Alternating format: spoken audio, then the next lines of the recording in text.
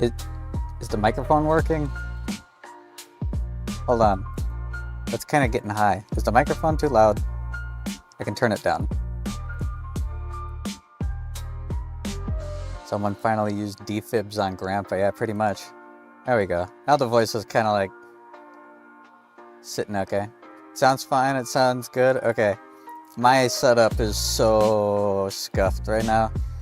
I'm not even using the usual mic. I have like lavalier clip-on shirt mics like people use, and they're walking around with like cameras out and like vlog style or walking around streams.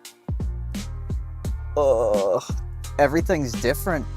Everything's so different. I so underestimated how different things are.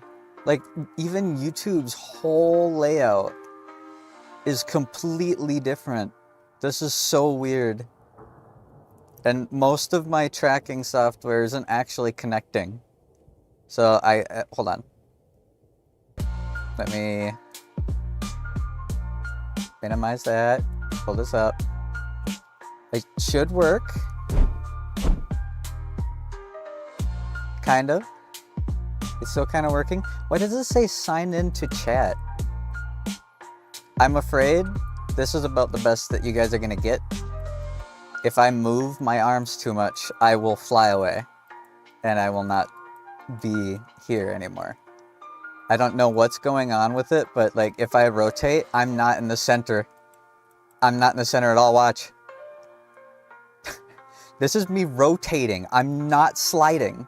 I'm rotating. And my arms are like out to the side. Something is desynced really bad with my, I think it's the new camera positions. I really did want to get all of this stuff figured out before I made any sort of return video or stream. Didn't work out. Did not work out. I ended up spending way more of the end of my year doing other things that I both did and didn't want to do instead. Did I get the milk? Hell no.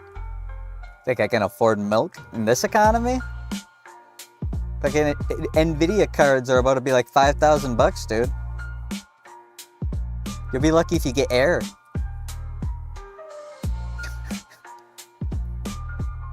You were gone long enough that you got a new job? Hell yeah. Oh, it's been a long time. So I wanted to make a video. The whole idea behind this is I'm trying to curb a bad habit before I even get back into it.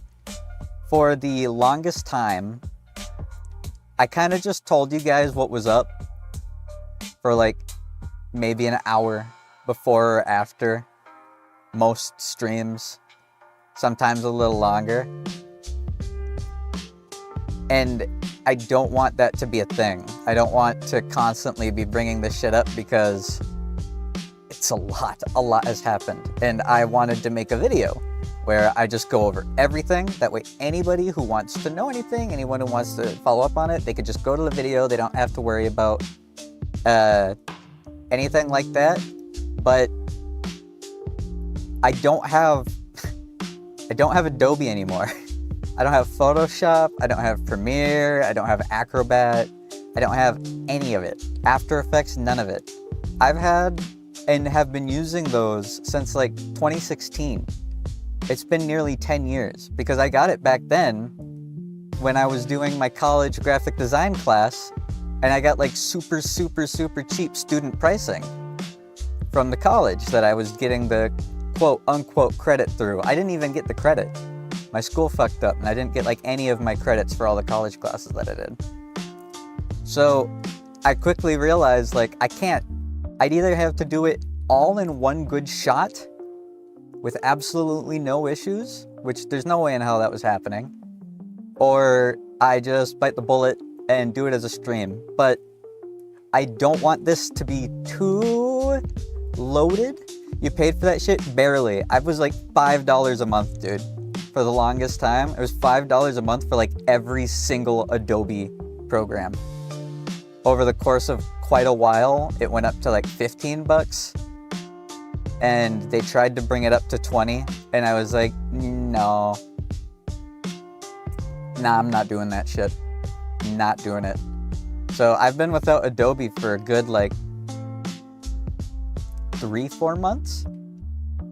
And I've had every intention of finding something else to use. Like, I saw you guys were posting Affinity. Yeah, I saw you guys were posting some stuff. I know there are other options. I just haven't looked into it yet. So I do have every intention of finding, like, alternate programs. I'm not that worried about it. I'm pretty sure, like, almost everything that I can do, I could technically do on Blender if I wanted. Like, you could set up Blender to be like a video editing program if you put your fucking mind to it. Whoa. Tell me if the microphone sounds weird, because I've never used a microphone like this before. It's like right here on my chest. Hopefully it sounds okay. I have more than one microphone too, so if this one dies out of nowhere, start screaming at me, and then I'll turn on the other one. I'd use the normal microphone. It is not set up properly. My whole room is kind of a mess. I have, like, everything reorganized. I basically rebuilt my entire desk, and got long enough that we maxed out our membership. Yeah. It's been quite a hot minute. And I want to treat this almost like a fucking conference call. So I am going to, like, put a pop-up.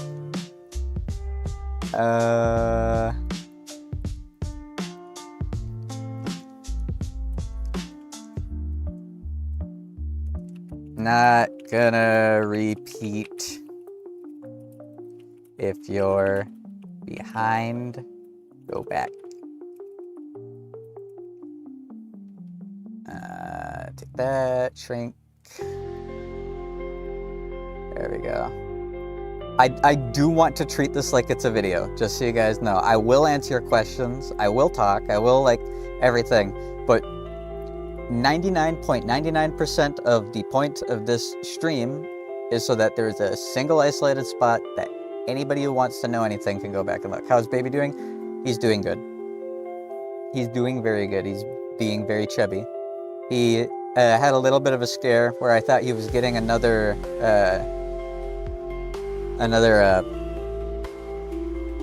what's it called?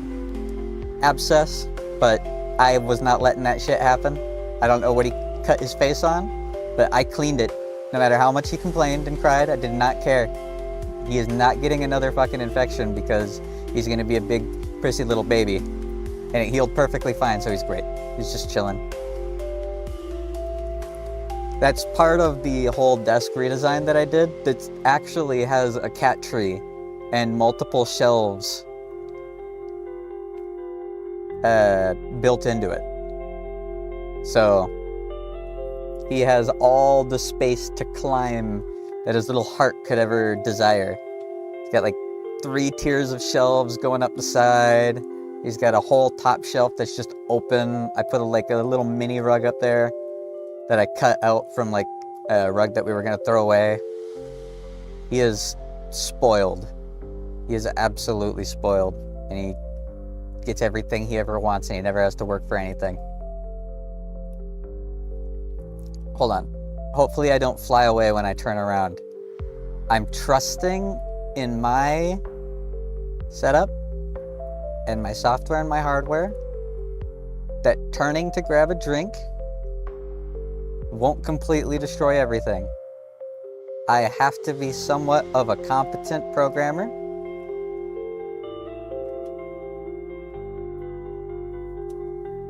Oh God.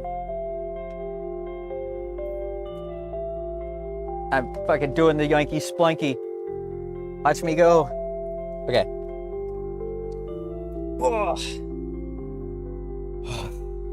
I'm tired.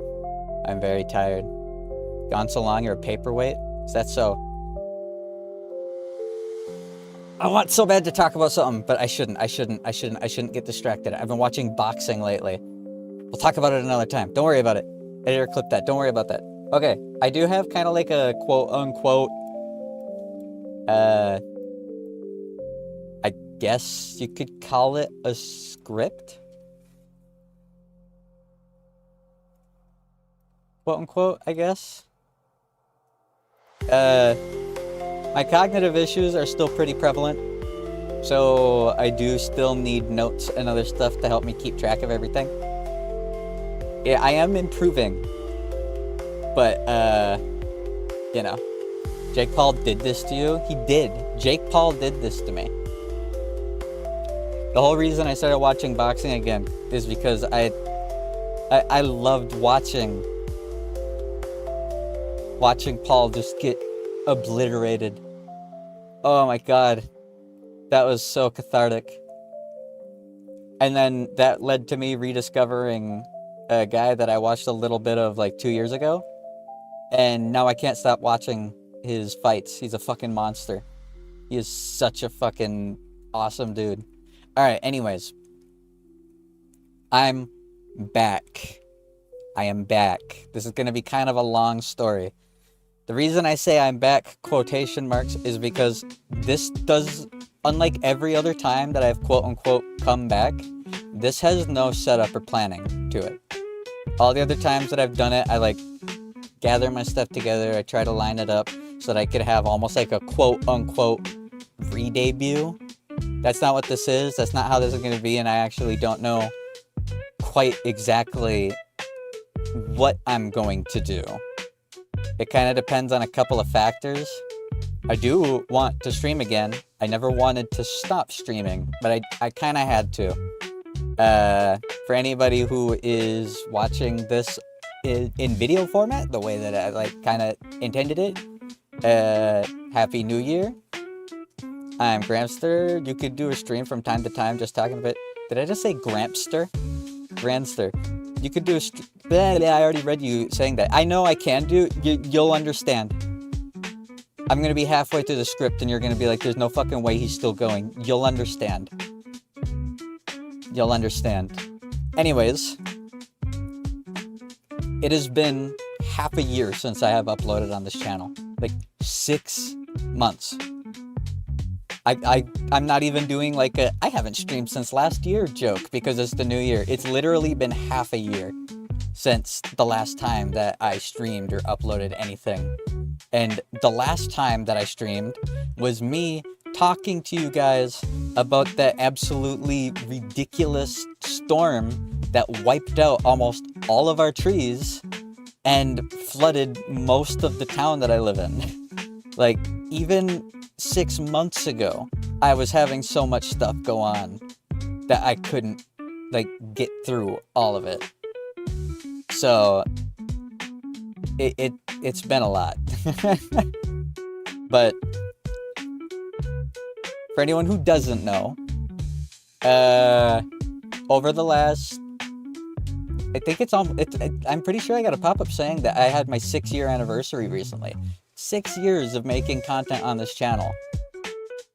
I've made a fairly big habit of trickle-feeding information when I have stuff going on. My very spotty medical everything and emotional everything and just literally everything about me. It was easier for me to just kind of drop little bits every once in a while, but it ended up with like nobody getting the full picture. That's the point of this video stream, is to not let that happen. That way, literally anything else I make in the future doesn't have to do anything with any of this. I don't enjoy talking about everything as much as you'd think, mostly because it's so much that it actually is hard for me to keep track of it all, especially when I'm like recounting it. That's why I have a whole fucking script.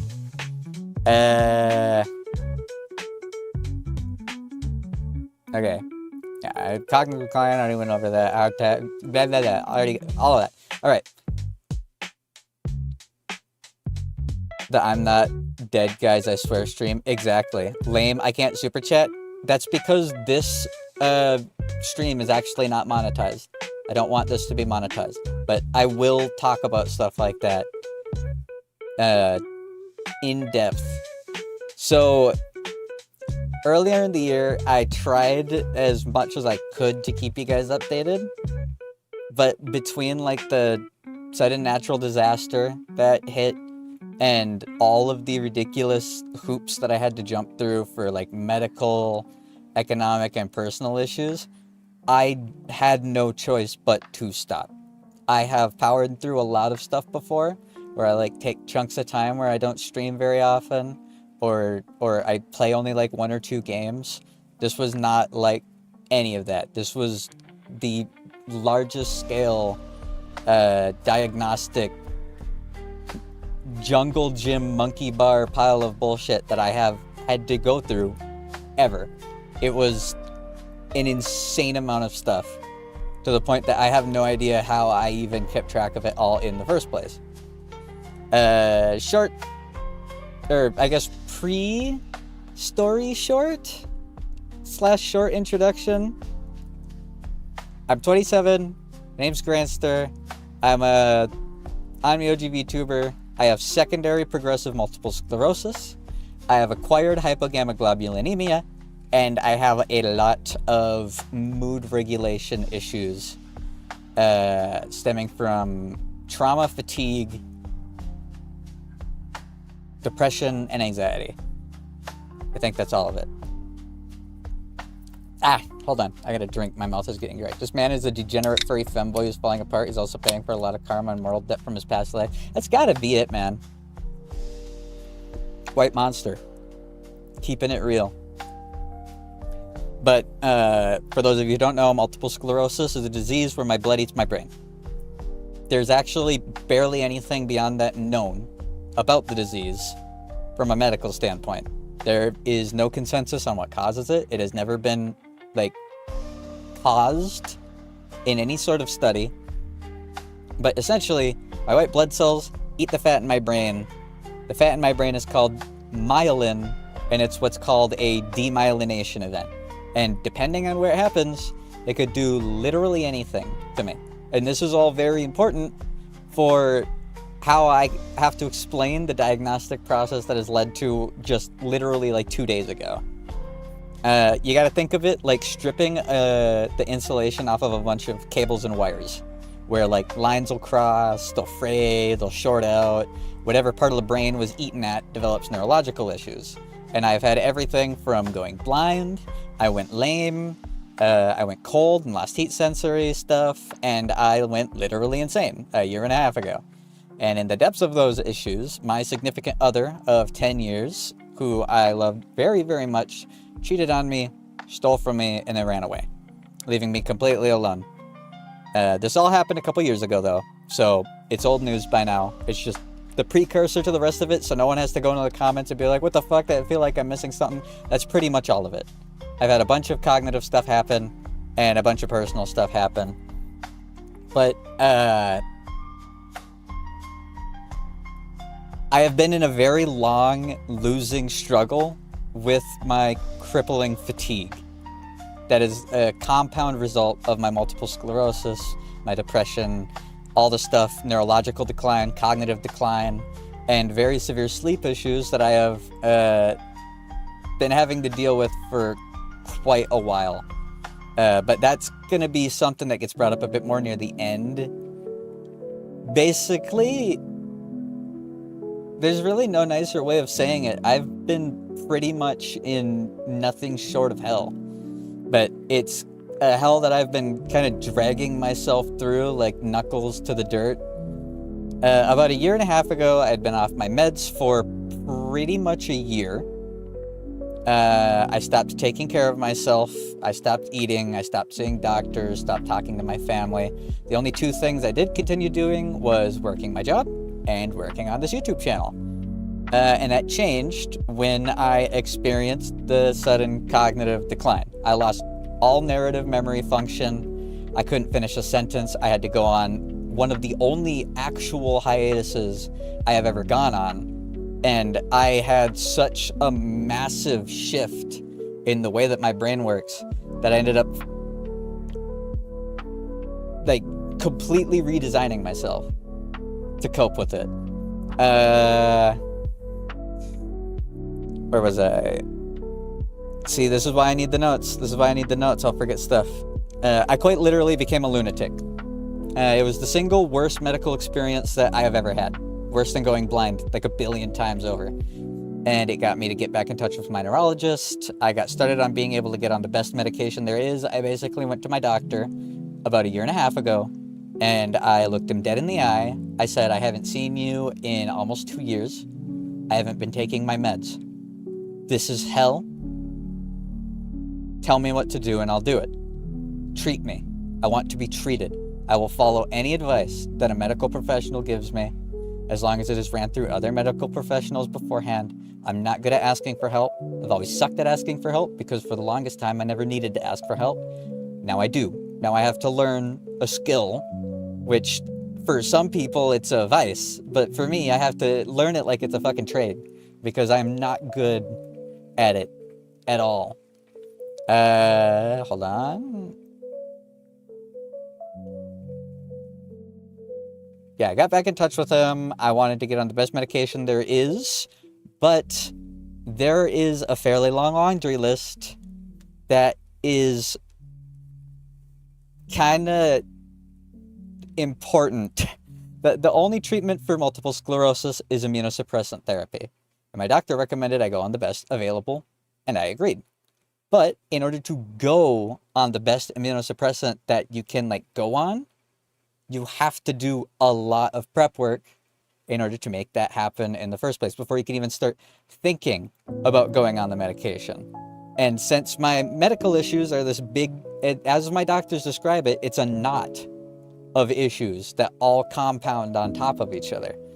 And our hope is that if we can tackle things one at a time and pull one string out of this giant knot at a time, eventually the knot will loosen, and then we can make real progress towards giving me a chance at living a normal, healthy lifestyle again. Because I used to be picture perfect health, no issues, chronic or neurological. I never had issues dealing with sickness. I never had infections. I never had abscesses. I never had anything. I had literally better than perfect vision. I never needed to see doctors for anything. I didn't matter how little I slept. It didn't matter how much I slept. I was able to truck through literally anything, and I lost all of that ability. I have had to completely relearn how to be a person.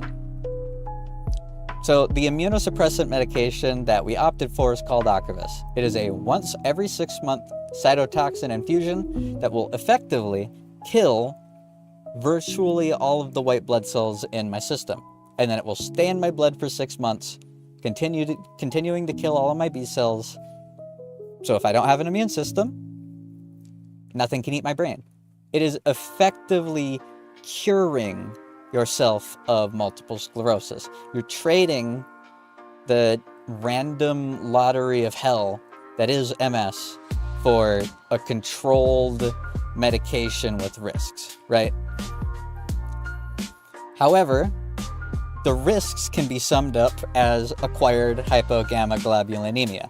Acquired means it's not a natural occurrence, it's coming from a condition or medication, and hypogammaglobulinemia literally just means low immunoglobulins in the blood. You have few white blood cells.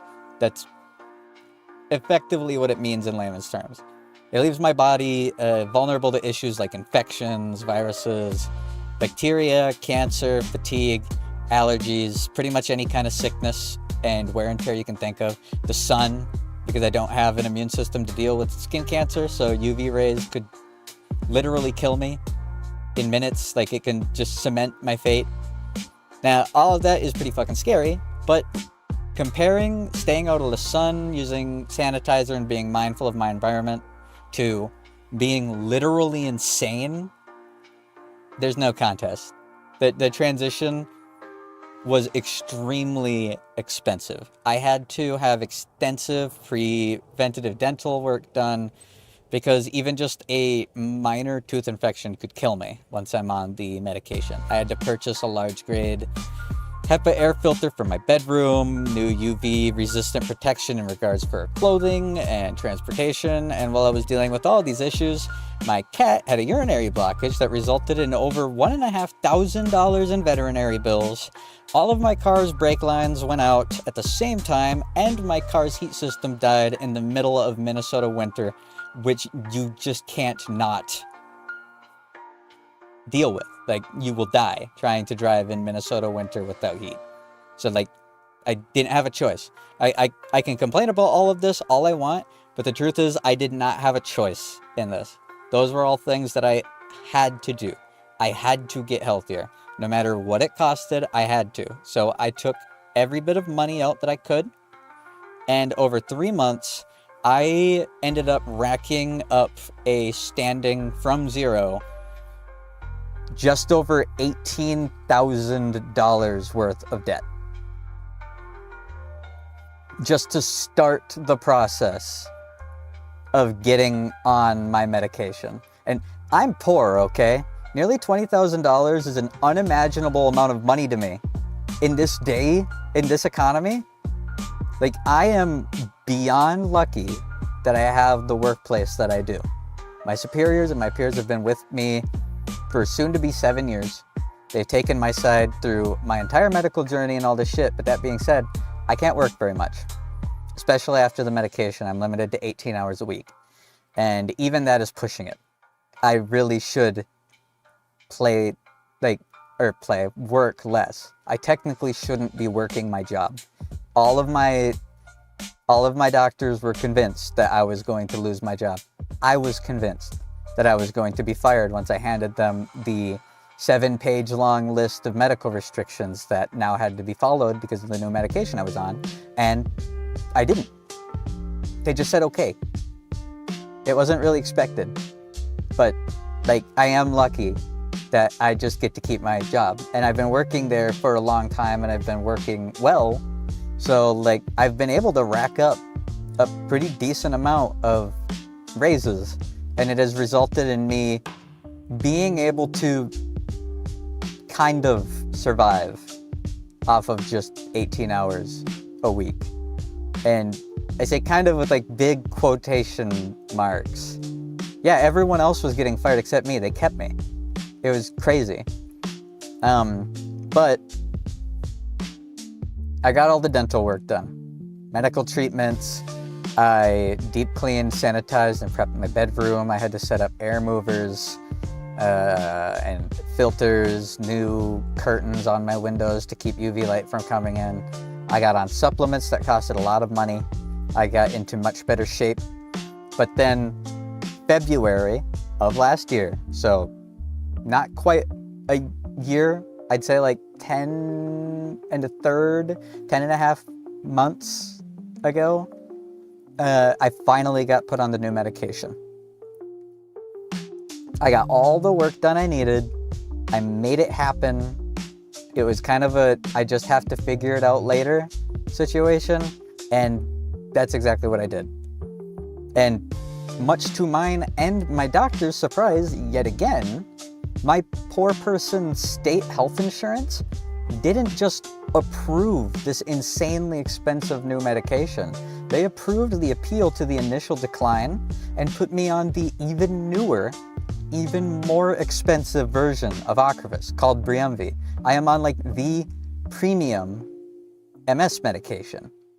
Like, it still does have a lot of risks, and it's not a forever thing. Like, I don't have to be on it forever.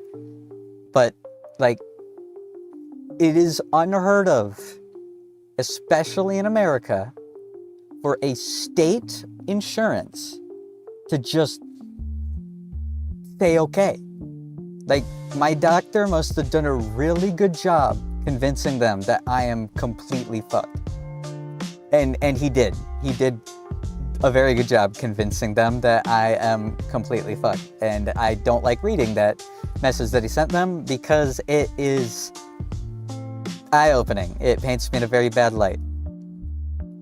But, yeah, my doctor was scared when I told him. We were in a video call, and we were talking about next steps. He's like, yep, I'm going to send you the assistance plan, the payment assistance plan information. You can fill it out. And I was like, I think I got approved. And he goes, that can't be right. No, you got denied. Like, yeah, but I'm pretty sure they approved your appeal. He's like, what? He looked like shook. And he looked and he checked and he goes, oh my God, you were. He was actually floored. So he was very, very adamant that that kind of thing does not happen. So I must be pretty fucked up for like that to happen. But that was literally only the beginning. Once I was on the new medication, we were able to check getting my MS treated off the list. But then we had to find out what the rest of the list of priorities even was. Because I have issues that are so wide range over so many different fields of medicine. Like, I have to choose priorities. You can't deal with multiple medical issues at the same time. If you have 3 things causing a problem and you treat all 3 of them at the same time and then your thing gets better, you don't know which thing was the cause. You have to do it one at a time, even though it sucks. Even though it takes time, even though it's drawn out. It's the diagnostic process that I had to follow. And it has resulted in a lot of fairly good breakthroughs, but nonetheless it sucked. And being just put on Briumvi was kind of hell. Like, I had, quote, clinically significant immunocompromisation. It sucks. Every single aspect of your body just feels less. You feel weaker, you feel slower. It's a very nasty feeling. And on top of that, I had just pulled $20,000 fucking dollars out of my ass. So sudden extreme debt. And none of it was like collateral. None of it was like, I don't have assets. I have never been left anything by family. And I was only able to get so much out of like my very short young adult life before I went blind and everything slowed down pretty drastically. And you need to think about it. $20,000 is like a year's salary for me. That is the amount of money that I make in a year. If I were to never pay for a single other thing for 12 whole fucking months of working. It was just dropped on my head. My family tried to help, and I used the word tried very loosely because this was around the time where that big storm hit, and I started to realize that I kind of had to take a step back and stop doing the things I like to focus on the things that I have to, because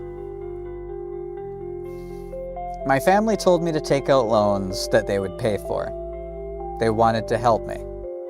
I was sitting in the cancer clinic getting my infusion when my mother put her hand on mine and told me that she was going to cover one of the 3 major loans that I had to take out to get all of the work done in the first place.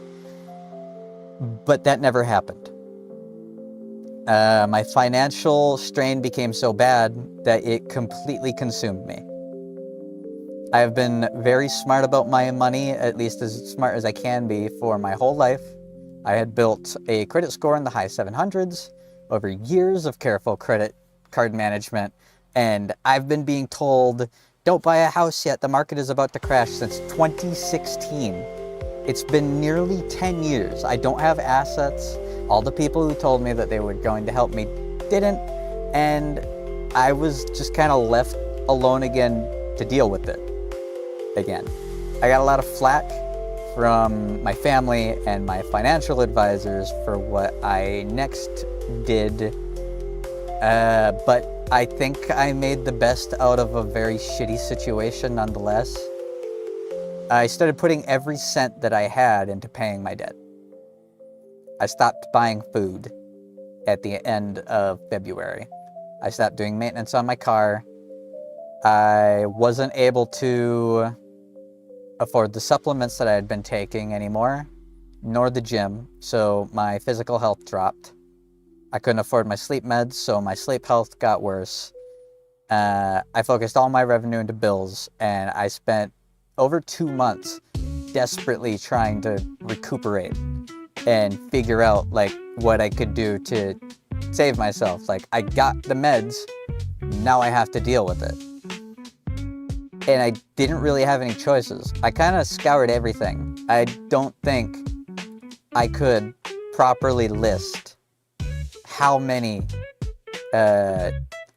financial advisors, financial counselors, loan officers. I talked to so many people to try and figure out what I could do. And there was nothing that I could do. To this day, I have not bought groceries since March. I had to ask my grandparents to let me share dinners with them. And I only got to share dinners with them so often. So that was my one meal a day for the most part. The whole situation was extremely stressful. And I had been being referred to a mental health specialist at the time. So I had even more points of view on all of it. It was such a stressful situation that I developed anxiety habits, and anxiety habits that are especially bad for someone who is immunocompromised like me. I started picking at my skin. That's one thing that I've never done before, ever, my entire life. I never had skin issues before. And because I was picking at my skin as a anxiety reflex, bacteria got under my skin. And because I was still struggling with my cognitive issues, I developed the habit of mental looping, which is a coping mechanism where people who have short-term memory issues like that will repeat thoughts in their brain long form over and over and over again. It's like your brain learns to use a different part of the memory system to supplement the lack of a memory system, if that makes sense. It's like running a game off of your CPU instead of your graphics card because your graphics card isn't working anymore. It's not good, especially if all you're running through it is super taxing stuff, like stressful stuff. But it was a coping mechanism that I kind of just had to do. It was like a losing battle either way. So looping stressful obsessions is very unhealthy, and I very much paid the price for it. I saw the neuropsychologist, had a complete evaluation done. They were able to chart a ton of my issues, get baselines on everything. It was a very good thing to have done, and it's one of the last things that I did before stopping streaming. If you guys remember, I did talk about it some. It lined up all my issues that I'd need to have addressed so that we could then decide what's most important, tackle them one at a time. And then my home was slammed by the single strongest natural disaster that this county has experienced in over 100 years. We got blasted by a freak derecho. Fucking high-level hurricane winds obliterated us. They took rooftops off of houses and lost 90% of our trees. It's unrecognizable around here. And my home went without power for days. And there was flooding. Yeah, that's not a good environment for me. My air filter was turned off. There was water under my floorboards and in my walls. Mold risks were ridiculously high. It was super hot and humid, which is not good for MS people. Being hot and being humid is the thing you stay away from if you have multiple sclerosis, because it is what triggers relapses. Thankfully, as far as I know, I didn't have any relapses and the medication was working. So that is a good sign. But stack all of that together with my borderline financial suicide that I had to take on, my cognitive issues, all of it, I couldn't handle it. I reached a breaking point very, very quickly. I didn't have enough brain for it, all of it. It was literally just that. There was not enough of me to handle that all. That's the kind of thing that would be handled by a team, and I'm not even half of a person. And I don't even mean that figuratively. So, yeah, it really fucking sucked. And what I ended up having to do, since I didn't have anyone who could help me, and I didn't have any support, I didn't have any money built up or saved up or coming in, I didn't have food, I made the conscious decision to stop all of my personal projects, of which there are a lot. Things that I enjoy doing, but I just couldn't do it because it took too much of my brain. An analogy that I was taught is spoons. When it comes to fatigue with multiple sclerosis, everybody, let's say every time you wake up after a restful night's sleep, you have 10 spoons, right? And those spoons are your energy. You choose what you burn that energy and time on throughout the day. Maybe take a spoon to get ready before work. Take a spoon to get things started at work a little bit faster so you don't have to work so much later. You takes a spoon to fix somebody else's mistakes at work. The trek home is exhausting, and when you get home, you gotta make food. Another spoon if you want to take care of yourself. 2 spoons if you want to like really take care of yourself. Energy and gotcha games, exactly. And people who suffer from multiple sclerosis fatigue just don't have as many spoons. It's not a deficit, they just don't have the ability to have that energy. So instead of having 10 spoons, you have like 4 spoons. Now it takes like a fourth of your daily energy, if you even have that, to like take a shower or make food or do your bills. You don't have enough energy left over to be a functional, let alone healthy or successful human being. Like there's no way around that. So I stopped doing things I enjoyed so I could focus on the things that I had to do. That's why I stopped streaming. It wasn't like I need to go on a hiatus. It wasn't like I need to work on myself thing. It was a conscious like light switch where I just couldn't do things and I just shouldn't think about it. Because if I think about it, I'll stress myself out. If I think about it, that takes up space in my brain. If I think about it, it's gonna wear me out. I'll feel bad. I'll maybe feel regret. I'll feel like anything. I did hope that it would be a quick rebound. Like, I just need to get my money situation figured out and then get started on sleep meds, right? That's all I should need to do, and then I should be good. I did not think it was going to be a long-term thing, but it took a solid couple of months just to get my debt restructured. I had already carved a few $1,000s out of it by the time like I was able to get it actually restructured. And by the time I was lined up to be able to do that, I had reduced like $18,500 to pretty much $16,500. I had knocked like $2,000 out of it over the course of 3 months. And that's not considering the interest, because I was paying very heavily into interest too. So $2,000 got axed off, but $2,000 is maybe like a fourth of the kind of money that I was dumping into these bills, desperately trying to not tank my credit score because I didn't want to have waited 10 years for the housing market to crash just to lose my chance of having a house for another 10 years when it finally does. Like, I know those priorities aren't exactly the healthiest or the smartest, but they were the priorities I had. I can't change the past. I got my ear chewed off by a bunch of people for it. So believe me, I've already been yapped at for it. But even though I got it restructured, even though I got my debt lined up and consolidated into a low interest for your plan, it still takes most of my money, even now. I'm not throwing money into the wind, but it still takes quite a bit of it. I am on a very strict and suffocating budget.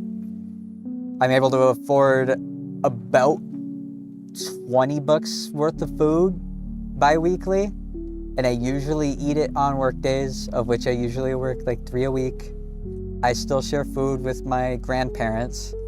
I try to communicate with them about it, but like, it's not that easy to coordinate that kind of thing when you're not like literally someone's parents. So unless something were to suddenly happen out of nowhere, that is not going to change for the foreseeable future. That is my short-term future. It's going to be a lot of bookkeeping, number crunching. But with my financial issues properly packed and sutured, I was able to move on. It was very important that I did everything that I did because I was actually able to move on to the next thing. And I have gone very far down the list of things that I need to prioritize medical issues wise. Since I got lined up, I misread that. Since then, I got lined up with a dermatologist to do screenings for skin cancer and help me deal with the skin issues that I developed from my medications. The face picking issue, I had malnutrition related issues with my fingers and toes, and like problems with the skin around my lips and the skin around my like hairline and my scalp. Like, I've had a lot of issues because of this medication that I'm on. And I've gone through like my coworkers called it like a chemo phase. I had my hair completely shaved off. I was up chapped and dry lipped, fucking bags under my eyes. I looked like shit, but it was what I had to do. I've had to use a ton of different medications to just try to get my skin health in order, and I'm still fighting it right now.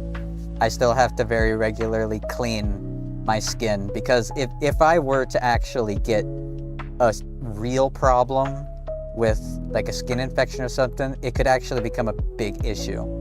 So I literally have to exert effort every single day to like meticulous, almost obsessive like self-care. And it's not even the fun stuff like what fucking Jerma does, where he puts on like a fucking couple of cucumber slices and a moisturizer. I have like, it's literally, it smells like vegetable oil and it's got steroids in it. And I'm supposed to put that through my scalp like 2 times every day. And the reason that I have to have my hair cut short while I'm doing it is because it is extremely fucking oily and it will get nasty because you have to leave it in while you sleep. So the best thing to do is not have the hair problem. So yeah, I've gone through like a full chemo arc where I am just super fucking worn down, but the important thing is we've been making progress on it. Like, it was taken care of. It's still active, but we were able to check that off of the list, which is something that was very quick after going on my new medication and getting my other stuff figured out. It has taken months per issue over the last couple of years trying to get to stuff. And we blitzed everything that showed up on my neurological examination. I was referred to an optic neurologist in regards to my light sensitivity that I have left over from going blind a few years ago. My vision has completely healed. My eyes are back to better than perfect. 2015 vision in both eyes. No deviation, no issues focusing. However, I still have photophobia. It's still a difficult issue for me because there is scar tissue on my optic nerve. So light and sudden bright light and sudden dilation of the pupils, it still hurts. So I was able to get a very strong prescription for very expensive sunglasses to help deal with it, which once again, the state insurance approved, which no one expected. Everyone was like, yeah, it's not gonna be approved, but we can give you a discount if you do this. It got approved. So as far as getting medication, that's the one thing I haven't had a fucking problem with. Everything else I've had a problem with. I was brought in to see an IHT specialist, which if you don't know, IHT stands for Integrated Health Therapies. And their whole thing is they listen to the full extent of all of your issues. They go over your medical history. They go over the examination and its results. And they help you get in touch with all the people and resources that can help you deal with your issues outside of a strictly medical sense. Think like therapists to help you develop better habits, or counselors to help you keep track of things, navigators to help you deal with your medical paperwork. That was the whole point of that. I am non-functional. Long story short, I don't do things that I should be doing. And it is directly because of my fatigue issues. In the neuropsychology exam that I had done, there is a test that they do for people with multiple sclerosis called the MSFFS. It stands for the Multiple Sclerosis Fatigue Severity Scale. And the higher the number is above 0, the worse your fatigue actually is. Anything above a 7 is considered severe, to the point that it is making someone unable to function properly. I got a 52.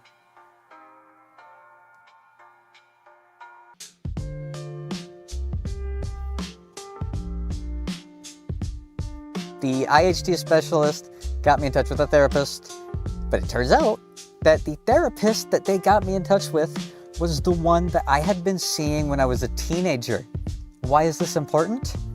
Because my mom still owed them $50. Generational debt.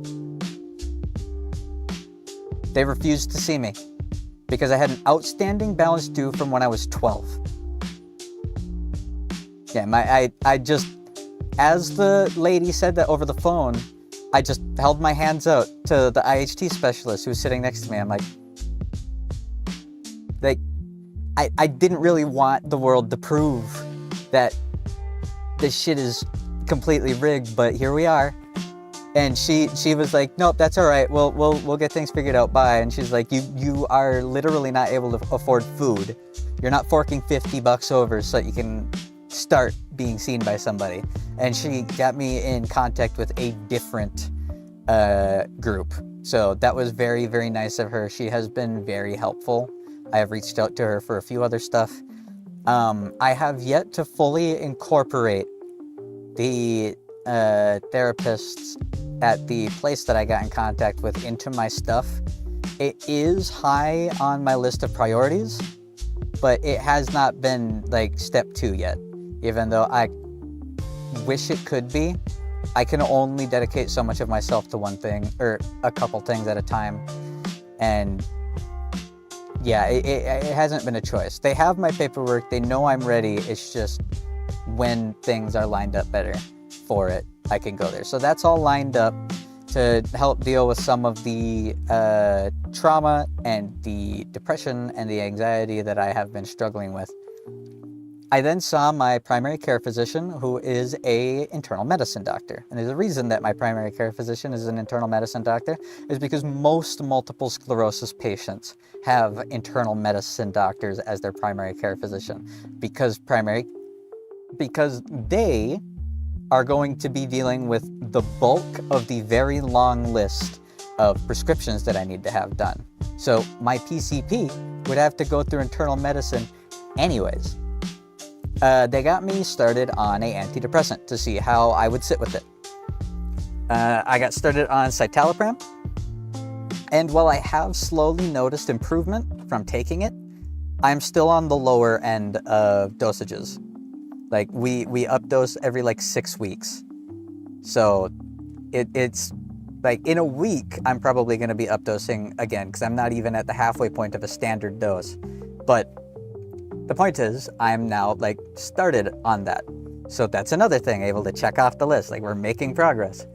I was then, after that, referred to a physical rehab specialist over at the Orthopedic and Sports Medicine Clinic, because the neuropsychological exam that I had done found that for some reason, my dominant hand, my right hand, was getting weaker.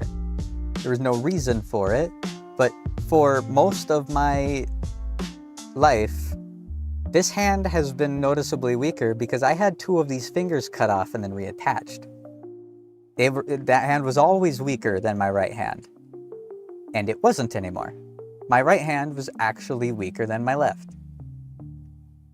There's not really anything that you could really think, but like it was most likely a joint issue, because being on a heavy immunosuppressant like Briumvi, it's a guarantee that I will have problems with my joints in my life. Joint health is kind of something that is going to get fucked up. It's a matter of when, not if.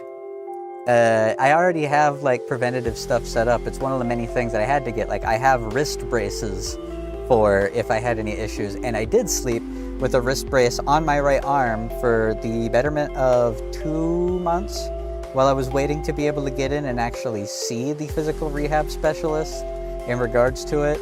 And after a while, I did finally get to go in. They electrocuted both of my arms from fingertips to elbow after shocking and jolting to test to see how well my nerves conducted. They didn't see any deviation between my left and right hands, so they went farther up to see if maybe like from my elbow to my spine was something. That sucked. That wasn't little jolts. That was taking a big chopstick-sized metal rod and stabbing me with it and rubbing it around near the bone to see if the nerve, like that hurt. It wasn't too bad. It was the tugging that hurt. The piercing wasn't the problem. The tugging was what sucked. So you were in the chair. I was laying down. They wouldn't let me sit up because my arms were gonna spasm a lot. It was fun. Like, don't get me wrong. I've loved these tests, actually. It is cool getting to see exactly what is going wrong with me, because when you suffer from something for a really long time, getting to see it framed, it's like justifying every bit of shit that you had to go through, if that makes sense. So I don't have any problem with these tests. The problem is it's so fucking many of them, and I'm completely alone and have nobody helping me. So painfully fun almost sounds like a soul game, pretty much. But I was okay. No carpal tunnel, no deviation with like nerves being sent from my spine all the way to my fingertips and both arms. And I know that sounds like, oh, well then what could it be? That's the thing, it's nothing. It's generalized nerve damage. Whatever feelings I was feeling in my fingers and whatever weakness I was having with my arms was just generalized nerve issues from having a neurologically degenerative disease. It being nothing is a good thing, because that means there's not a major thing going on. I don't have carpal tunnel about to make my fingers hurt. I don't have a lesion in my brain showing up, despite the fact that I'm on extremely heavy medication that should keep that from happening. Like, it is all good news. And like, I still have him on my list. If I ever have any issues with my joints, he is right there on my chart. I have a very long list of doctors over a very wide array of stuff. So he was very helpful. He was very kind. But then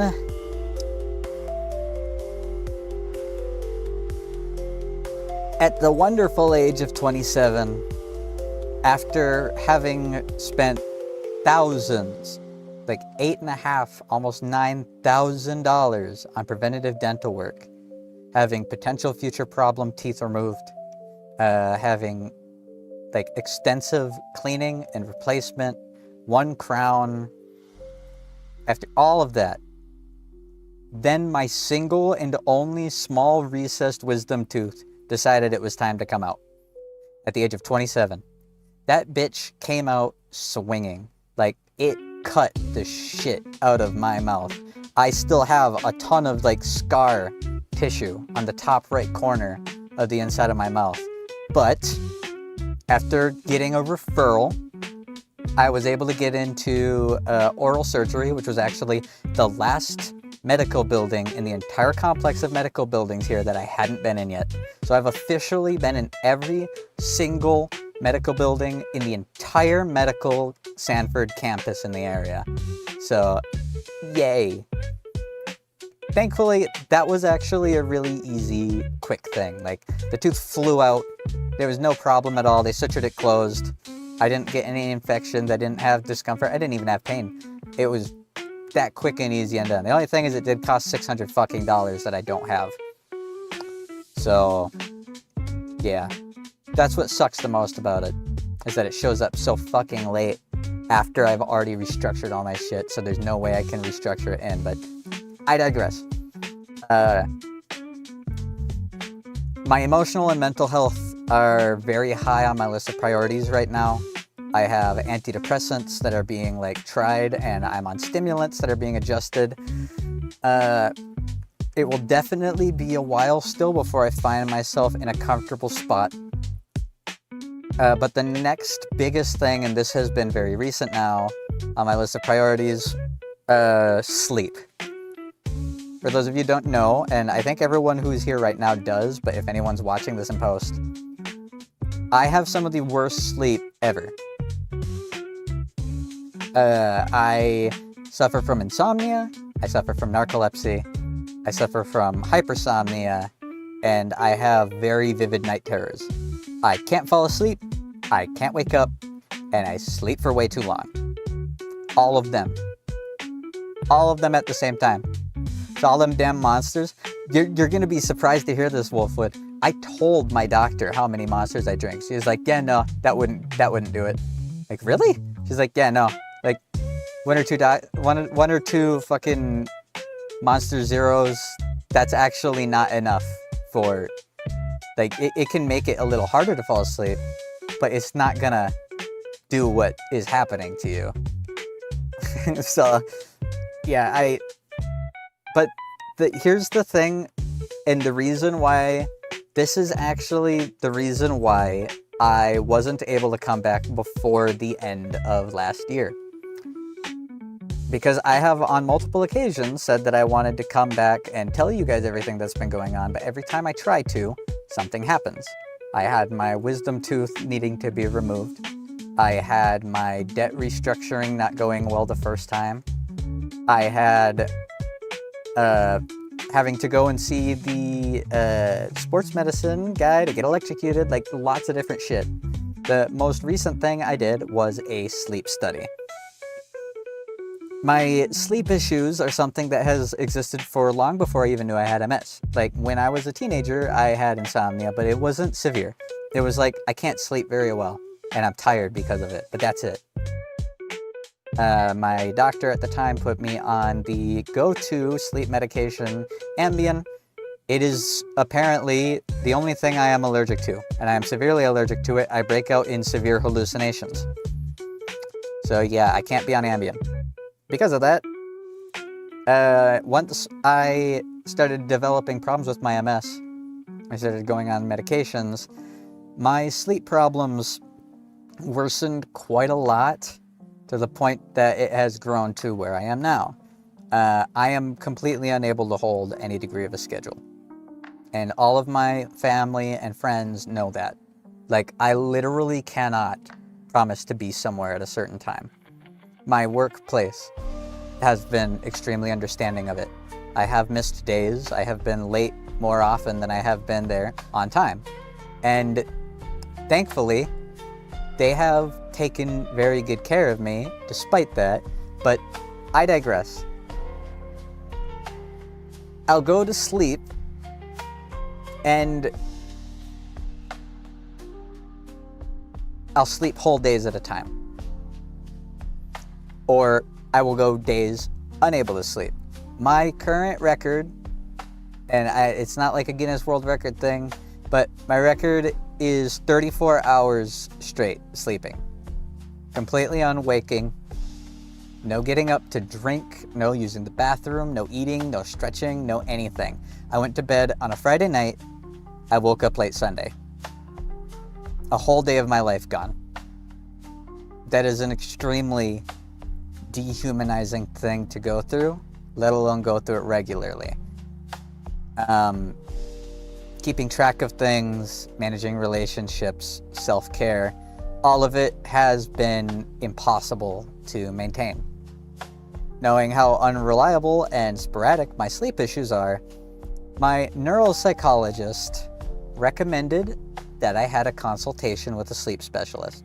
This was one of the first things that they recommended, but it was also one of the things that were going to take the longest to get around to.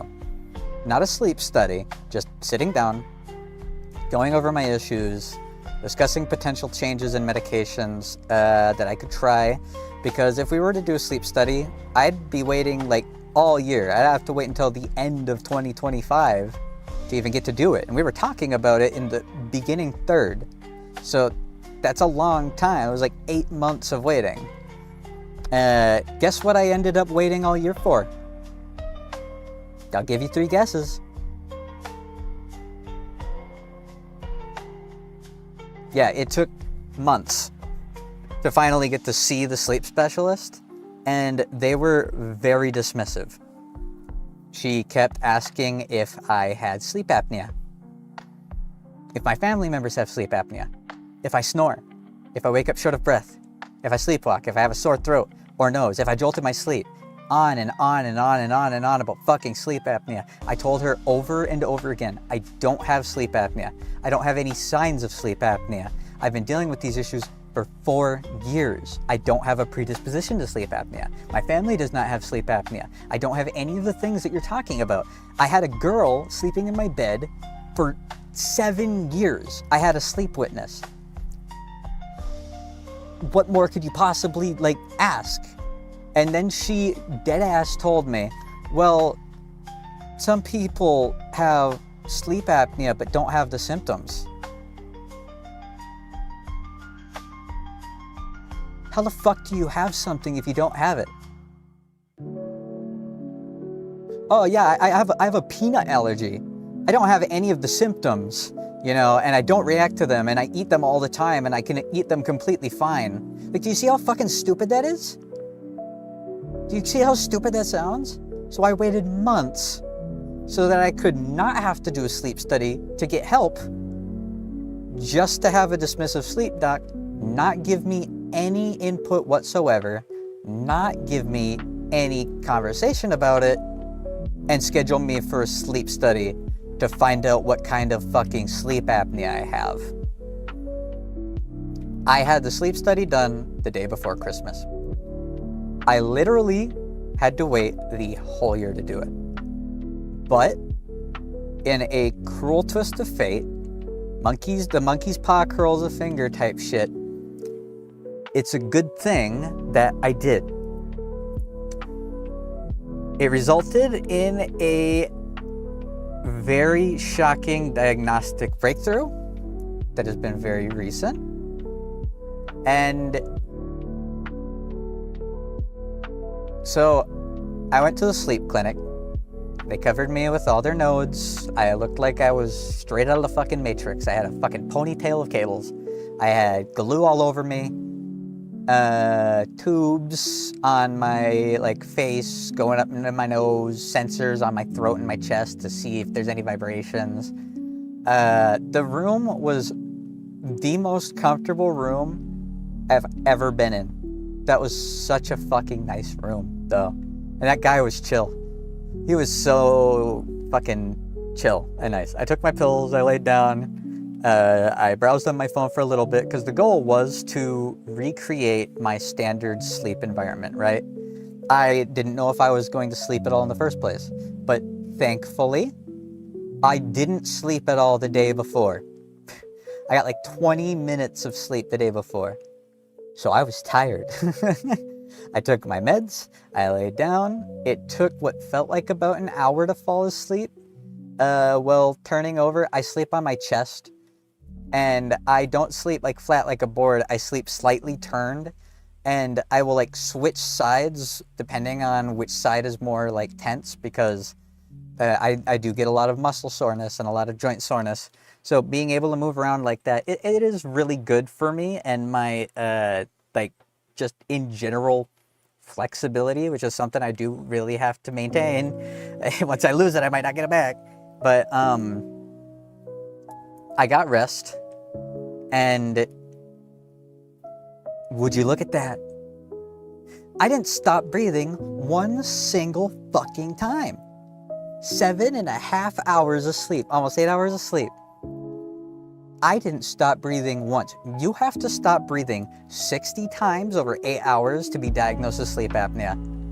So suck on that, you stupid bitch. Fucking God, wasting a year of my life, man. But it wasn't wasted, even though she's a bitch. It's a good thing that she had me do what I did, because I didn't have any dreams that night. That's not unheard of for me. My dreams can be kind of random. Sometimes I have very vivid dreams, and my cognitive decline causes me to become borderline, what's the term for it? It's the new term that they use instead of insane. Call it.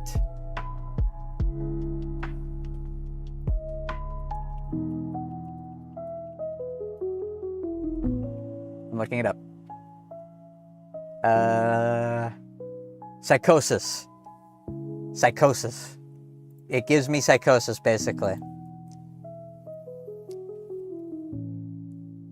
But I digress. I'm getting off track, getting distracted by stuff. Sorry.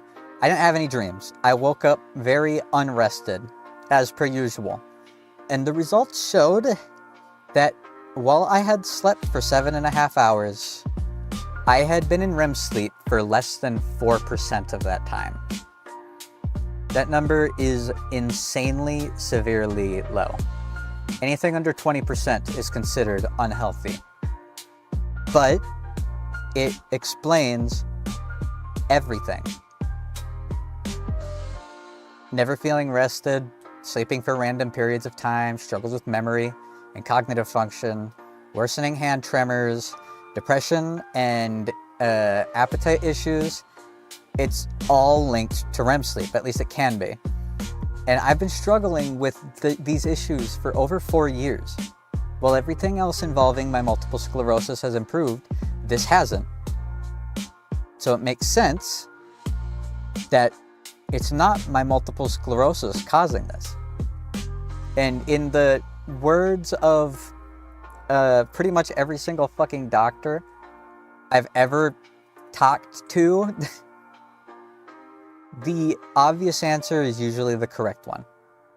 So when somebody deals with sudden sleep issues and fatigue issues and they have multiple sclerosis, it's the multiple sclerosis. Like, you don't go testing for every fucking other thing. Like, you assume it's multiple sclerosis because usually that's right. The chances of it being something else are so monumentally slim. But I've been struggling with little to no REM sleep continuously for over 4 years. I sleep a normal amount of time but feel like shit because I didn't get the REM sleep needed. I sleep for 30 hours and I sleep for that long because I didn't start getting REM sleep until 12 hours in. And then when I finally do wake up, I still feel like shit because even though I finally got some REM sleep, like Geode is pointing out, I've been basically catatonic for 30 hours. You don't feel good after that. Your organs hurt because you haven't been doing things like eating or drinking or using the bathroom or moving. Like, there's no winning with that. So, and I want you to take this with a grain of salt because I'm taking it with a grain of salt because it can't be proven until we have a breakthrough. But most likely, we have been assuming that it is the multiple sclerosis doing it when it hasn't been. We've just been attributing to it because diagnostically, that makes sense. But if it really were an issue from my MS, it would have improved along with all my other issues. This is something that I talked with my neurologist about like 2 years ago when I came to him and he's like, you've been taking this gabapentin and amitriptyline. Do you feel like you can wean off of it a little bit? I'm like, I have been trying to. I'm still fucked. If everything else heals, but the sleep issues don't heal, that doesn't add up. That's not medically reasonable. There's supposed to be consistencies to things. There are patterns to it. That's borderline 80% of being a doctor is being able to see the patterns in this shit and figure out what's going on and do the least amount of things you need to catch what you need to catch. And my vision healed, my legs warmed up, my arms, I'm walking better, my cognitive issues have been slowly improving, but my sleep has only gotten worse. And this is where the new but really scary terminology and news comes into play. The study was done just over a week ago, and my doctors are still going over the results, but that being said, the results have been posted. There is an extremely high chance, and, well, yeah, it's practically guaranteed that it's not my MS doing it. The MS and the MS fatigue may be making the issues worse, but my problems long predate my MS events and medication. And I do have a genetic predisposition to both Parkinson's and Alzheimer's disease. not nice words to throw around. Very heavy, considering I'm 27, but that's right. I'm not just a crippled, broke lunatic, depressed MS patient. I also most likely am one of only 40 people in the world to have both multiple sclerosis and Parkinson's disease. And both of them have presented in my early 20s. And again, take this with a grain of salt, because the only way for us to know for sure that that's what it is for me to be put on proper medication and for me to improve. But like I said, the simplest answer is usually right. I'm going to be discussing what the next steps I should be taking are on the 7th with my PCP and my neurologist. They might do more tests and studies, probably a couple of MRIs, and I might be started on medication for something like Parkinson's to see if I improve, and if I do, then it is what it is. I hoped and prayed that my sleep could be figured out and we could figure out something from the sleep fucking study and that it wasn't all going to be for nothing. The monkey's paw curls a fucking finger. Yeah, I have a bajillion deficiencies, Dread. I have been trying to find a pharmacy that will give me multivitamins because I do have prescriptions. It's borderline impossible to find a pharmacy that will actually give you multivitamins that are worth shit. And the ones that I was taking before that were helping me were like $80 a fucking bottle, and I can't afford that. That's monthly more than I pay for food. I cannot afford that shit. So it's kind of still going to be me beating my head against the wall trying to find a pharmacy that doesn't suck. But I've been trying really hard to take care of myself in the meantime.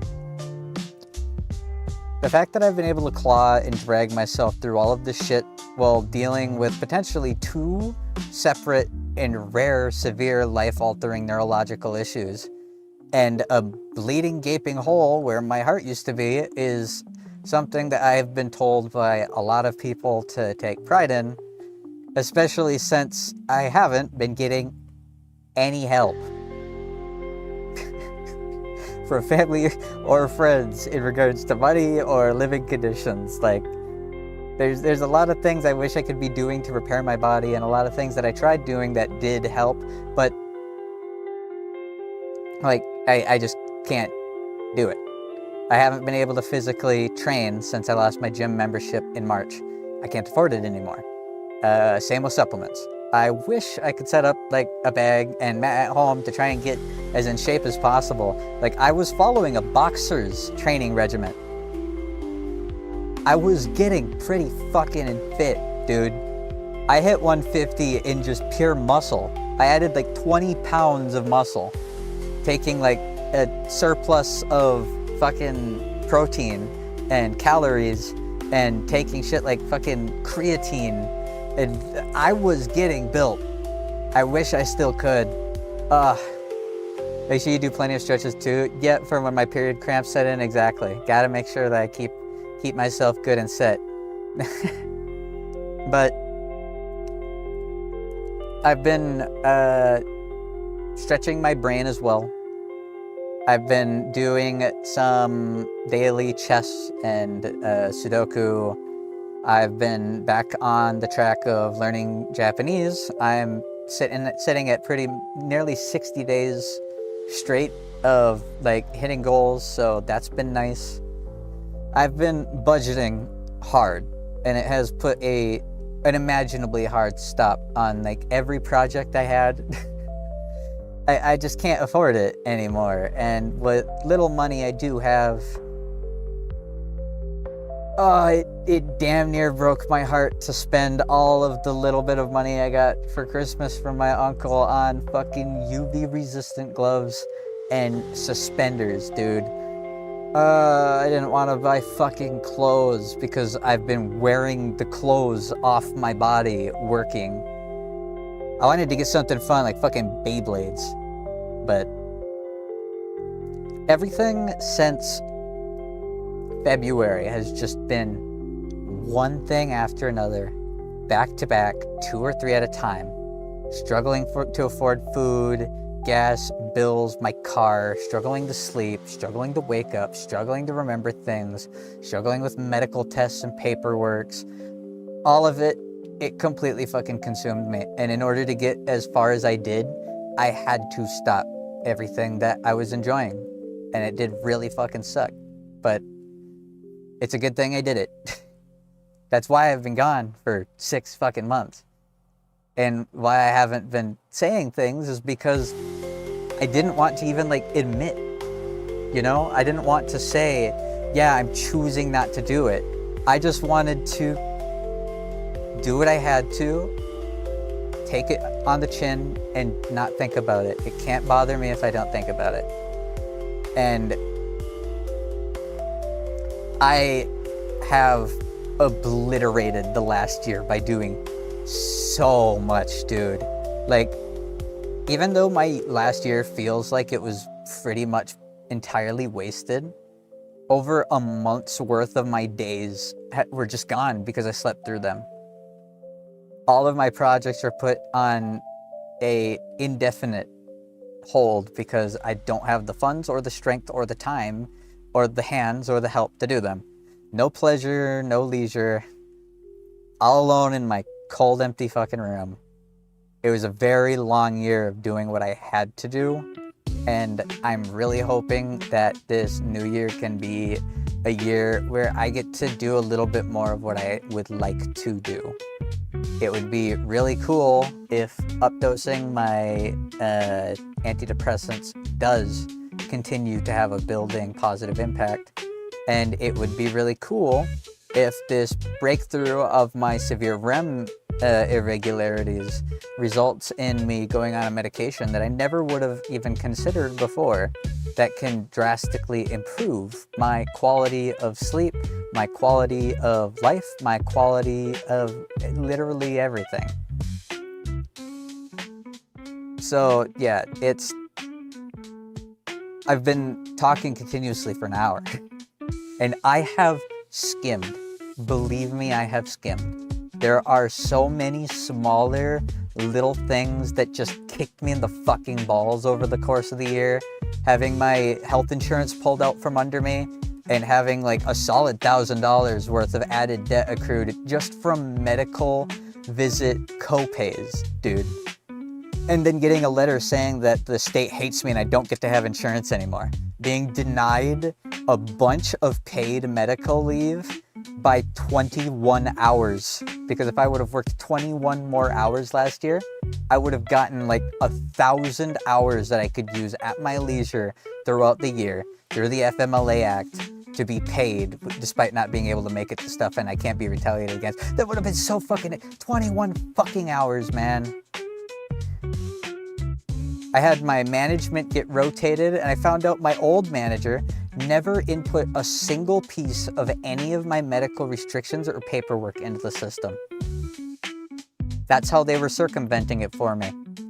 And as much as I want to be that's nice that they're looking out for me, they weren't. They were being lazy and they were masking it as them trying to make sure that corporate can't lay a hand on me.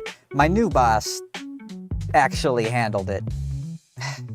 That's good. Yeah, it is. I'm so fucking glad that wonderful, kind woman is no longer my boss.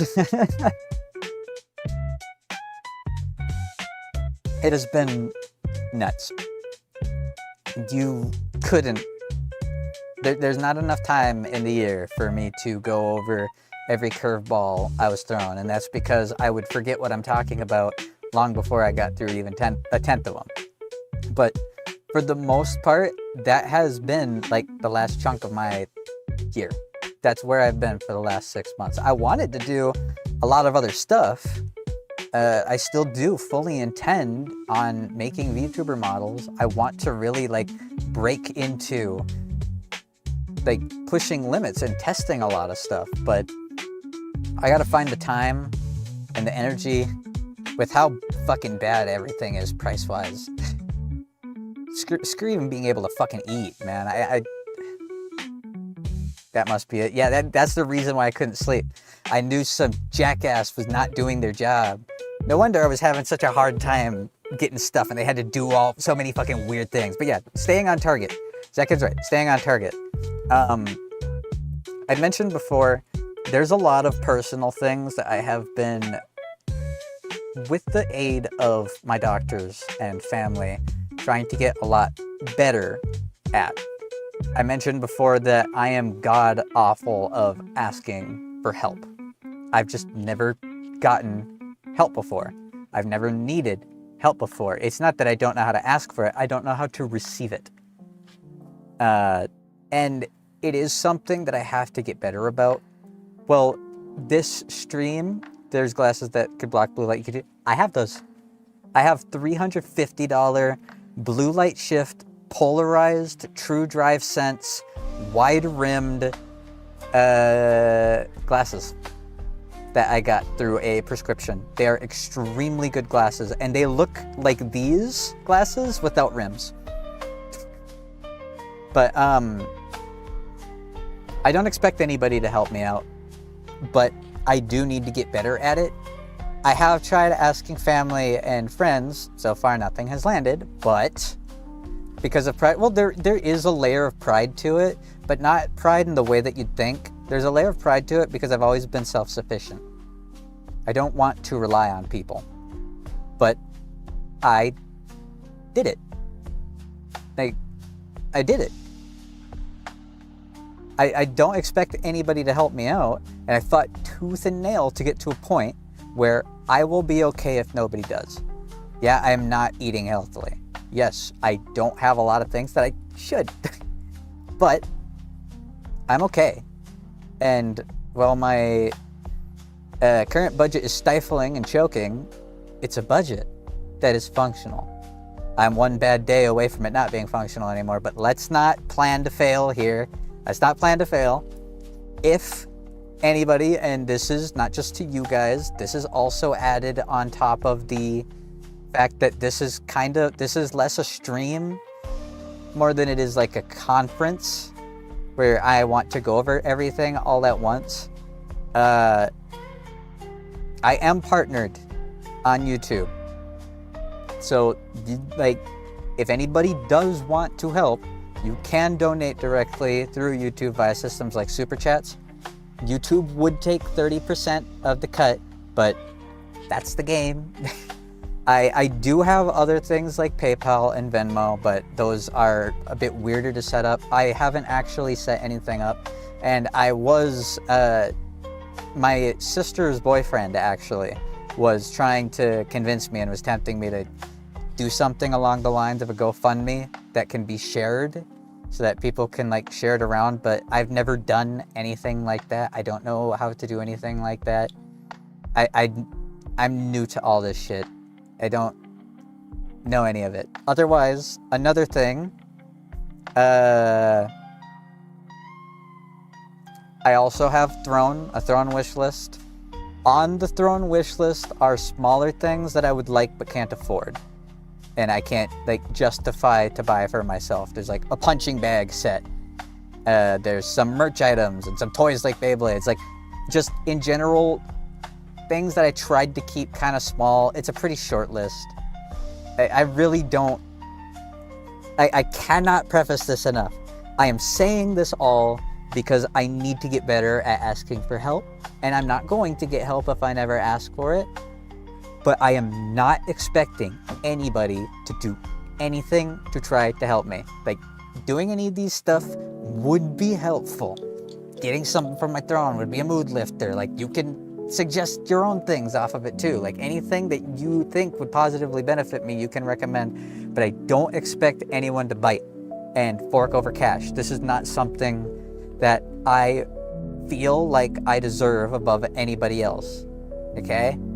I need to say that. Like, for my own sake, I need to say that. The fucking the economy is pretty fucking shit, and I'm feeling it pretty center mass. But my situation isn't just unfortunate; it's out of my control. There's nobody that I can blame. It would be way too easy for me to point fingers and accuse family members for not keeping their word in regards to helping me, to accuse myself for not taking good enough care of myself. Like, I'm not vindictive enough of a person to put blame on anybody. And because of that, I don't really feel wronged out of this situation, you know? I am wronged objectively. I don't know how to say and believe that I have a problem and that I need help with it. So this is my attempt trying to break that ice. You don't expect me to start bringing up fucking donating all the time. And monetization is not turned on this stream because this is supposed to be me telling you guys everything that's been going on. I don't want you guys having to click through fucking ads. Wolfwood mentioned that super chats weren't working earlier. I have not had a chance to really dig into this stuff yet. Even just YouTube's layout, pulling up the broadcast screen to start the stream, I didn't recognize fucking anything, man. There's a little sign into chat thing right there. Who put that there? I didn't put it there. But regardless, I want to thank you guys for listening through this, hearing me out, for still hanging around for the occasional messages. I know I've been a mindless shell of a man fucking dragging my knuckles through the sand as I march through this year. But it's been nice being able to hope that I'm able to get all of this through a sieve so that I can like return to trying to dip my toes into some of the projects and passions for this new year. Like, there's a lot of stuff that I want to do. I do still fully intend on giving away VTuber models for people and like creating VTubers and stuff. But that's not the only thing. Like, specifically, I want to get, and this is going to be more of a personal thing, I will still show it off with you guys, but like, I want to go through tools for VTubers. There's actually a company that I reached out to, I won't say their name, but if they get back in contact with me, you guys will know. So one nice thing about paying for, there's one nice thing about paying for a corporate entity's fucking overinflated phone bill for like over 5 years. They start to like you and give you free shit. And for Christmas, the closest thing to me getting myself something is I paid the upgrade fee, and there was a 3-in-1 combo through Verizon where I'm going to be giving them the iPhone 15 Pro that I'm currently using to track my face right now, and they're going to forgive the remaining balance on it and then give me $1,100 off of a phone of my choice. So I'm going to be getting an iPhone 17 Pro Max, and it's going to cost me $7 less a month. So I finalized that today. I went into town and stopped at Verizon, made sure that was good to go. So that's going to be nice. But something I want to compare it with is there's a company that I reached out to who has made a genuinely impressive phone. They are a third-party vendor. They have their own operating system on it, and it is marketed as a gaming phone, which I've always, turned away from. I've never been interested in a gaming phone. Like, congratulations, you made a phone that's better at getting hot. Who fucking cares? But this phone, a review of it did pop up in my recommended, and it actually piqued my interest. This thing is a fucking beast, and it's extremely affordable. And I think they're really potentially missing out on a big fucking market, because that phone is as strong as a second computer.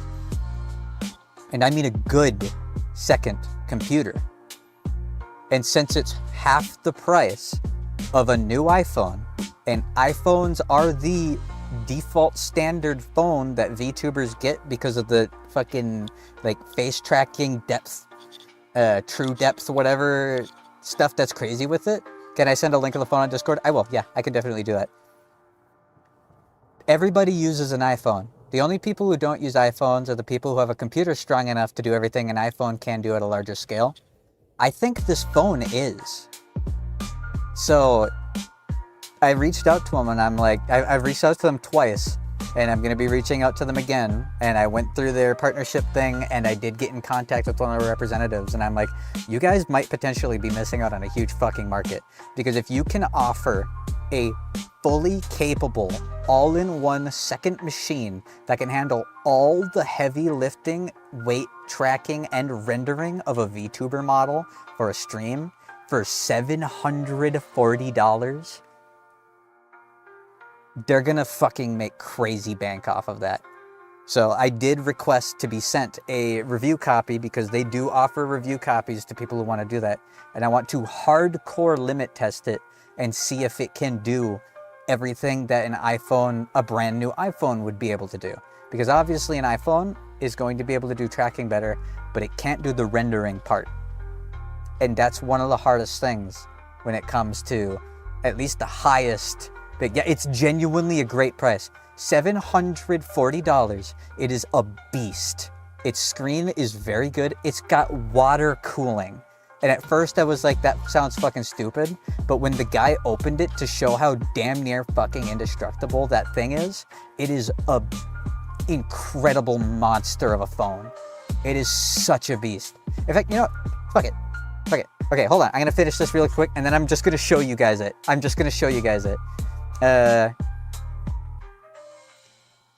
Yeah, regardless, I want to thank you guys. It's been a very long half a year. I'll talk about more projects later. Like, we'll still chat for a bit after this. Like, you guys can ask questions. I'll answer anything for a little bit, but I don't plan on going for longer than probably another 20 minutes after this. Thank you for your support. Thank you guys for being patient. It's I have wanted to do this for months. I hate that I have to so heavily prioritize my health. It really takes the fucking winds out of my sails, man. I've got a lot of things that I want to do. A lot of things that I genuinely think would be really fucking cool to get to do, especially with you guys. One step at a time. Right now, I think I need to focus on potentially Parkinson's disease. I really don't want to have that conversation with my dad. My dad had a huge scare in regards to Parkinson's where they thought he had it because he has a fairly heavy predisposition to it and they found white matter in his brain and he was getting weaker. So I have the joy of being like, hey, daddy-o, hey, not trying to set off any alarm here.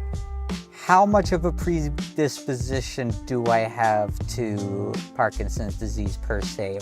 Would you rate it as higher than Alzheimer's, or because I'm most likely gonna have to decide which medication I try a drug for first. I'm pretty sure it's not Alzheimer's though. Alzheimer's wouldn't present in the way that this is. Parkinson's probably would, but the nice thing is, as much as those diseases sound fucking terrifying, and they are, they can be managed. Both of them can, even if I have both of them. I can still live a long and completely functional life. There are medications that help manage those things. If I can get myself able to sleep regularly, then I think things are gonna get a lot fucking better in general. The world is not going to be able to handle healthy, rested me.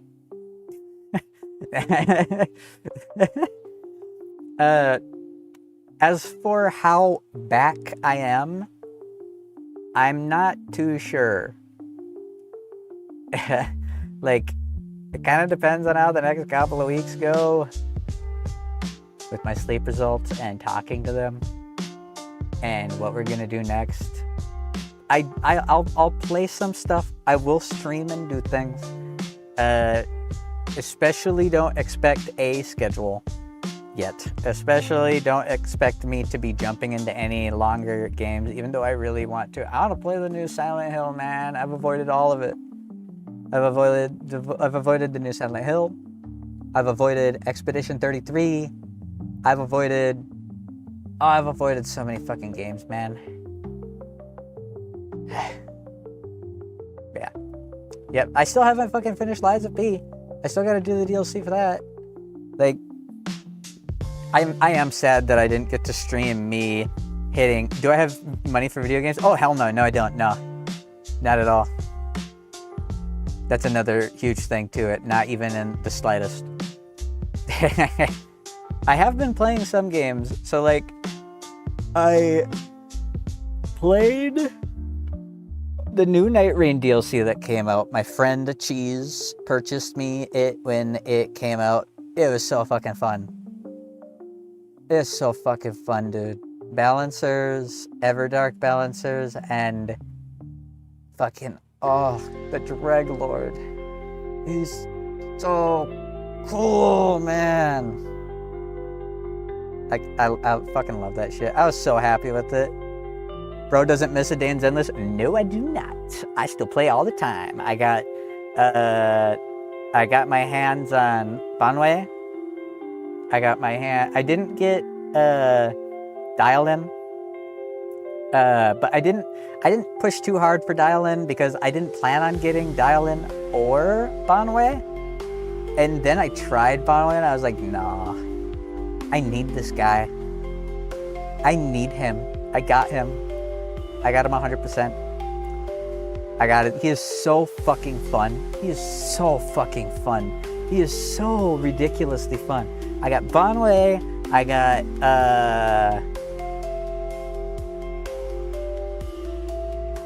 Yidari. I got quite a few. I got the new chick in the Wenjin. I'm still pulling for I am still pulling for the new pretty fox lady Void Hunter because she is fucking awesome. She is really fun, and I do have every intention of getting her. I want to get her. I want to get her Wenjin, and I want to get Zhao's Wenjin because I actually do really enjoy using Zhao. She's a ridiculously fun little bunny. But yeah, Banwei is so much fun. I'm still trying to get it like hard. I'm still trying to get really good into the moveset, but God, is he fun? He is so. They were cooking. The fact that he only had like 10 days of a banner is fucking criminal.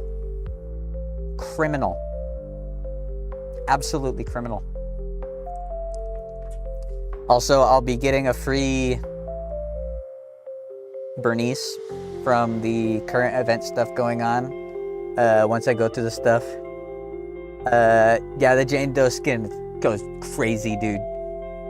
When she like tugs on her boob tassels and they pull down, they snap back and bounce. That's just porn. That's just porn, you know?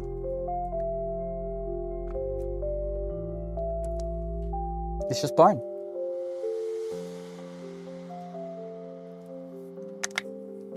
Oh, I'm so tired. I'm so worn out. I didn't sleep very much.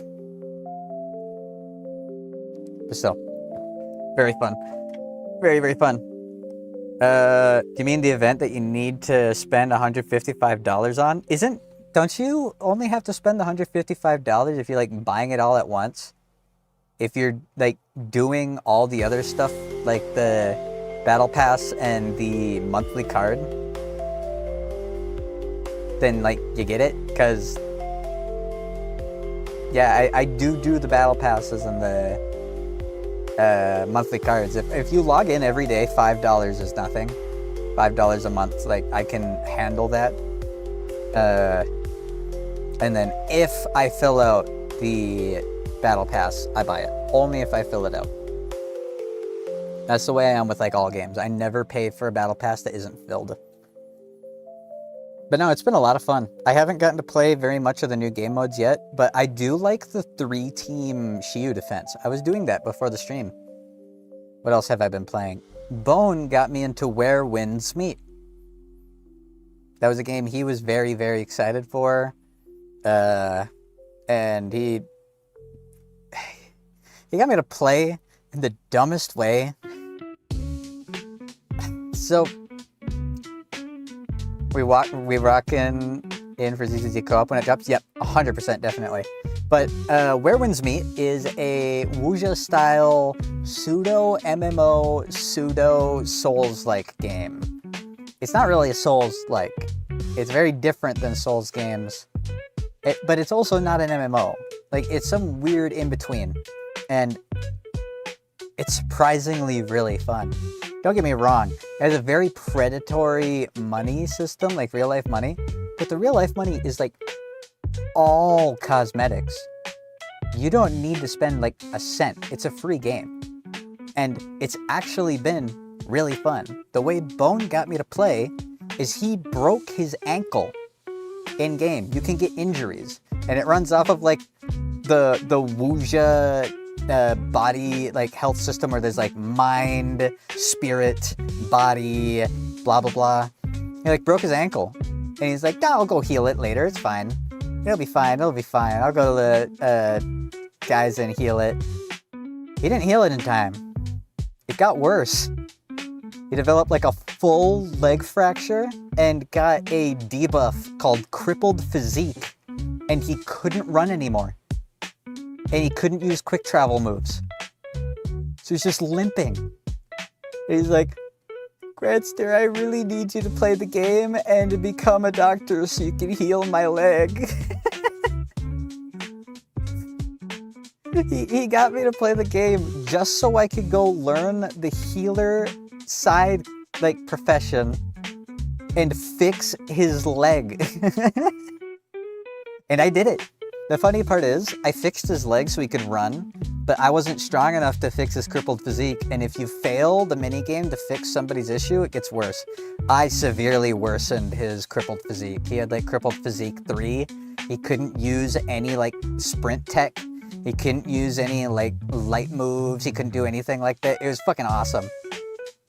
But no, the game has been really fun as just a game to play. Like, I can walk around, I can find things, there's loot to find, world bosses to find, things to clear. The weapons are actually pretty fun. Although the combat system isn't as Souls-like as I would like as a Souls fan, it's still pretty damn well-rounded. The story has actually been really nice. I like the Wuxia aesthetic when done correctly, and it has been done correctly. It's not some, like, journey of a hero. It's like the classic old Chinese wanderer story, where the person is a hero, but it's not some, like, devout paragon of justice. Like, you steal shit, and you do it for a reason. And you make it work, and you do good things for it, unless you don't want to. And it's the fact that the game has such, like, an active... It feels very alive. You can get injuries from all sorts of weird stuff. The stealth works surprisingly well. The, like, mechanics are all pretty damn clean. There's a bunch of side games and mini games. There's a whole, like, sequence where you go to basically heaven. And it's so beautiful. Like, it is a really good game. It is a very good game. I made it way too hard for myself by leveling way too high, way too fast, but yeah. Bone got me to play it because he needed me to save his widow broken leg because he was limping all over the place. And I did it. I'm also now an extremely high level healer.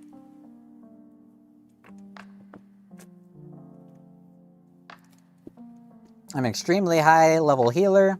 I'm a very high intelligence scholar. And I like the rope dagger a lot. It's a very fun weapon. Do we want to talk about the irony about that? Hey, I'm just saying, in Where Winds Meet, you're not like a doctor in the sense of a doctor. You're a healer in the sense of you, like, align with their chi. And you use things and tinctures and moves in order to fix them. Like I freaking shoot an invisible string at you and your leg isn't broken anymore. It's very spiritual, okay? I'll play that once I finish Tarkov. It is a fun game. I don't know how much it's going to be, how long it's going to be around, but it is just fun. Oh no, I'm not saying that I don't enjoy it, but it's a very fun game. I would love to just like show it off for a stream sometime. That would be actually really fun to show you guys what it's like, because it is enjoyable. It is very enjoyable. Me and Bone have been running around, clearing all sorts of... It's just been a nice passive game to occasionally log into. And then, you know, obviously, I've been playing Zenless. The other game that I have been playing a lot of, that I'm kind of surprised at how crazy I got back into it. But I've been playing quite a fucking lot of World of Warcraft. Like, the newest expansion, it was alright when it came out. It was way, like, it was obviously good steps in the right direction. But now that, like, the whole expansion has been out, and I've been playing, there's just so much game. It's been so long since I've logged into World of Warcraft and felt like there was game to play. And when I say game to play, I've played the fuck out of it. You wouldn't believe how much of the fuck in question I have played out of it. My main character, I'm in a mythic raiding guild. We're on Dimensius. We've been pushing to try and get the mythic final kill of the last boss and get cutting edge. Like, it's been fun progging in raids. I haven't done that since my dad was playing in fucking Wrath of the Lich King, and I was sitting next to him watching him play his hunter. And the professions are awesome, the story is awesome, the quests are really good, the loot mechanics and the catch-up mechanics have been awesome, the solo content has been really fun, they added housing and it's surprisingly good. Like, it's just been a lot of fun to put time in. So I've just been putting a bunch of time into Zenless, into Where Winds Meet, into Night Rain, into World of Warcraft. How much is the subscription? I think it's still $15, but I haven't been spending money. I've been buying my subscription with gold.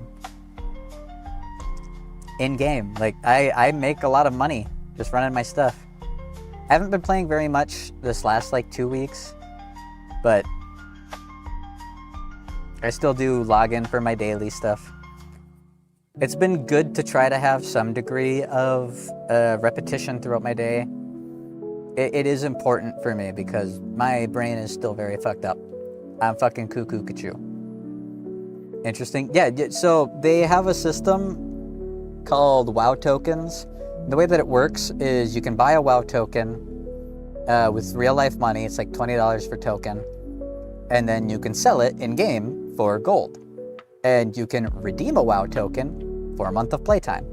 So if you have enough gold, you can just buy other people's month subscription and then use it.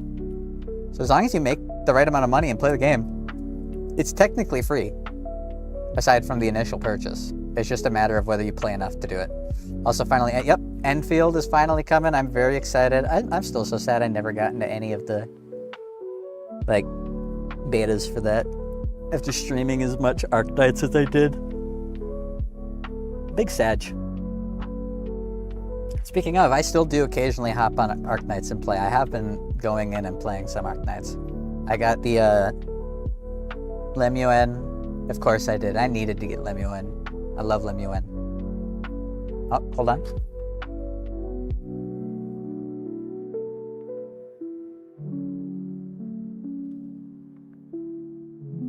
Enfield has to be the Silk Song of gacha games? Indeed. It took so long for us to finally actually get a release date. Anyways, I told you guys I was going to show you that phone. Okay. This is... You're going to like this. Do I? Is someone talking to me?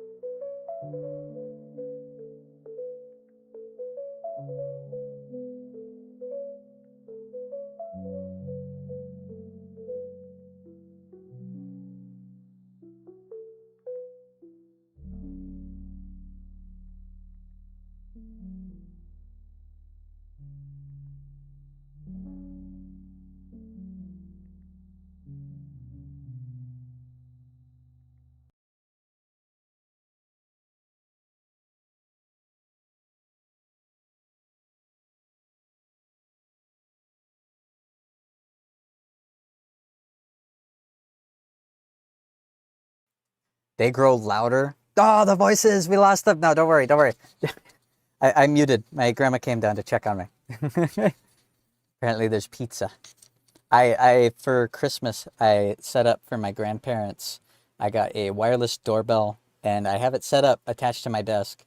So when they need to get my attention, they don't have to walk up and down the stairs over and over, and they can press the button, and it's a very soft bing bong. So they haven't really used it very much yet, but hopefully that will get a lot of use. Anyways, I gotta show you guys this. So the phone that I'm hoping to get a review copy of so I can test it for VTuber stuff. It is called the see, I told you, if I put my arms to the side, I start to float. Okay, Red Magic 11 Pro. And I'll switch over to this screen share here. Will this be fine? There we go. There it is. All right, please don't dox me. Hold on. I gotta move this over. I was really tempted to just start the stream off with my VTuber model toggled off, just face. But here's the thing, this phone, the reason this phone is so nuts, like, don't get me wrong, they make pretty alright phones. This is $750 for this thing. And this bad boy is an absolute beast of a phone. Here, I'm gonna continue playing music. I'm not gonna play my music, I'm gonna play someone else's music. But this thing is a fucking monster. It has a crazy good battery.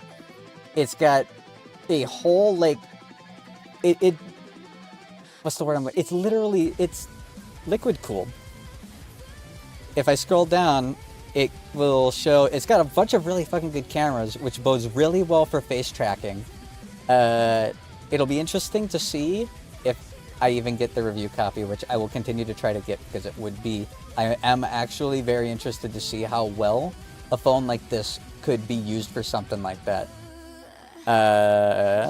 But it's got a pretty damn good processor, especially for a phone, like an actually good processor, instead of just like one that's meant to make colors fucking louder because a kid wants to play Fortnite and they need it to be saturated in order to feel like it's worth it as it's burning the back of their fingers because it's so damn hot. It's got a bunch of different variants with the RAM, but the thing that's super cool, look at this shit. This is a, like, this is literally tubes of coolant. In the video where the guy took it apart and was showing it off, like, he disassembles it. This is fucking airtight and solid. And it is very solid built.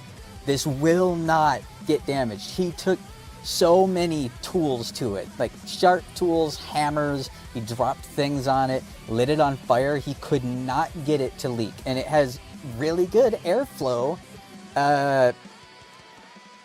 Like, basically it has its own fucking radiator. And a phone. It's got a vapor chamber. It's got a really fucking good battery, 80 watt wireless cooling capability. It's got super good, like, I don't care so much about the screen. What interests me is that it's a gaming phone with actual computing power and actual overheat protection. Because you could totally render a VTuber model on an iPhone.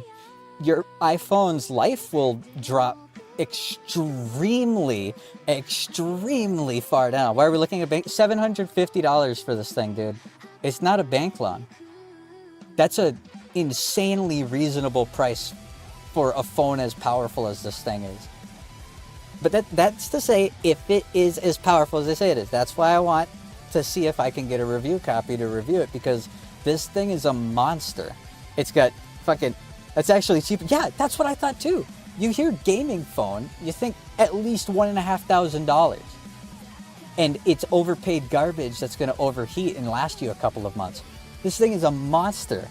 It's got Where's the... Yeah, it even has a 3.5 millimeter audio jack, dude. Nothing has a 3.5 millimeter audio jack. I don't care so much about being able to play on it. Like, that's cool.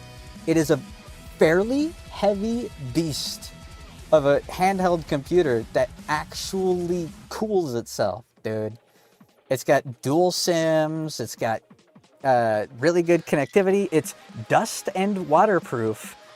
It's a lot cheaper than an iPhone, dude. The iPhone that I'm getting is $1,200. It's $500 cheaper. I'm getting mine for free because I've been on their phone plan for so long. It's got fingerprint unlock. It's got really good cameras. Like, the dude was... I kind of want to just play the guy's video as he's taking it. You know what? You know what? Here. Shout out to this dude. I'm going to show you guys it. Because when he takes it apart, it is such a beast. The video that piqued my interest is by Jerry Rig Everything. This is the world's first mass-produced liquid-cooled superphone. Not only does it have dual forms of active cooling, but it also has the largest passive cooling vapor chamber of any smartphone we've ever seen. That's so All cool. For gaming. If you ever lose around on this beast, you won't. There's no more blaming it on the hardware.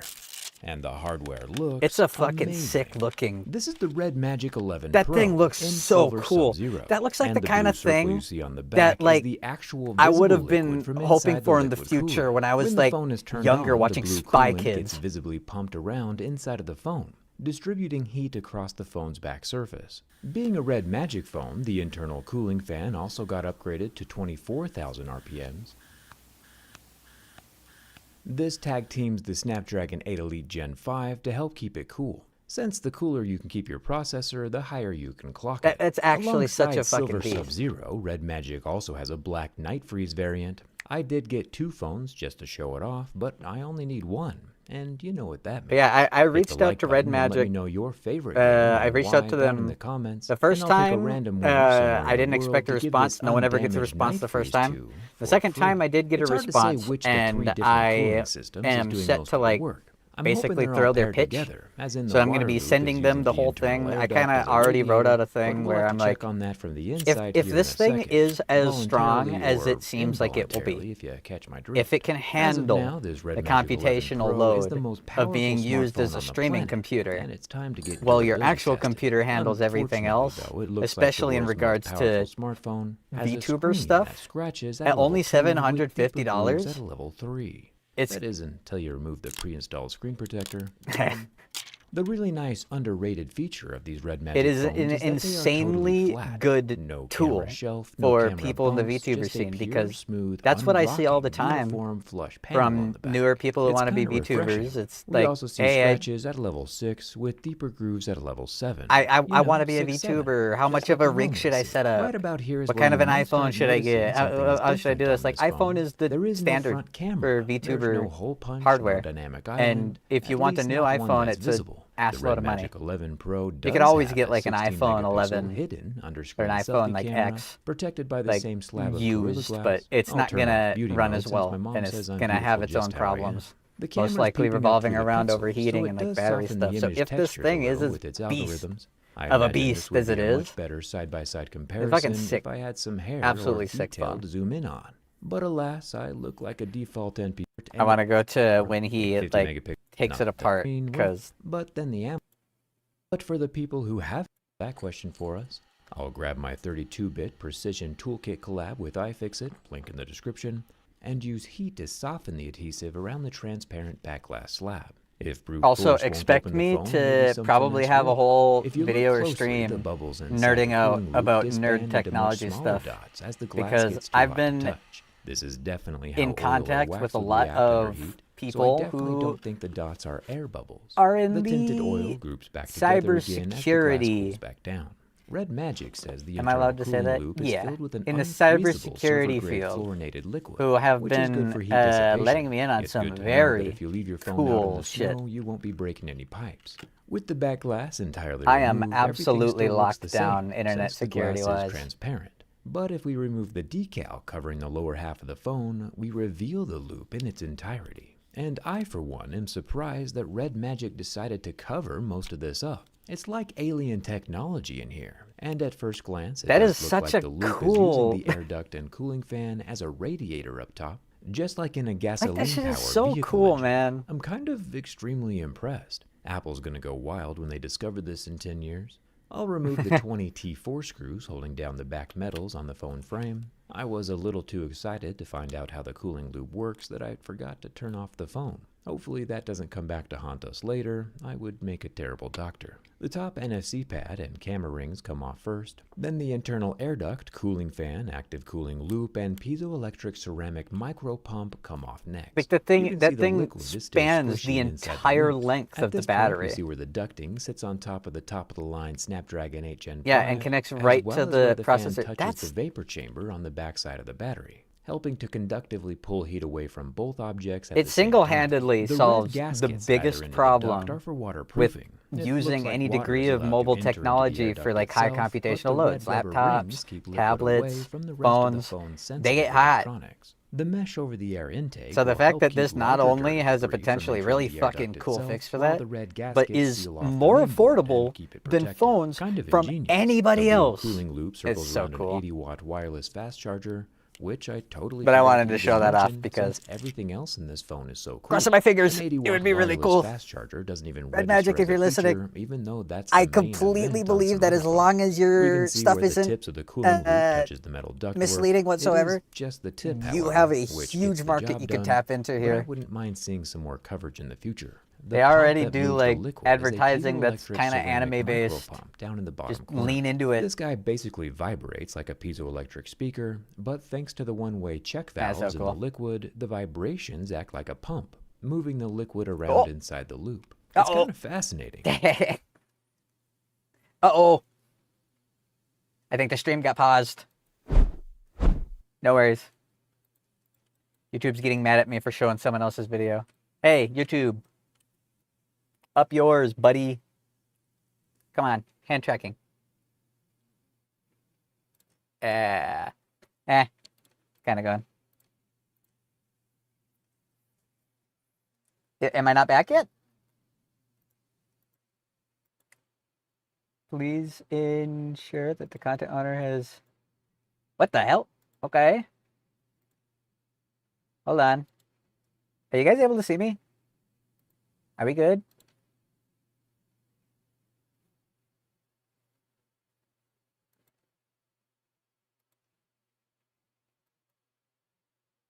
Ah! Uh-oh.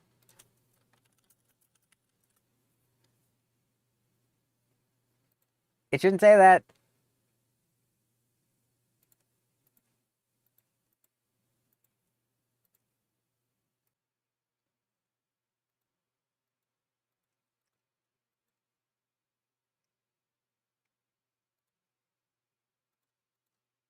Am I back? No. Not yet. Am I back now? No. Am I back now?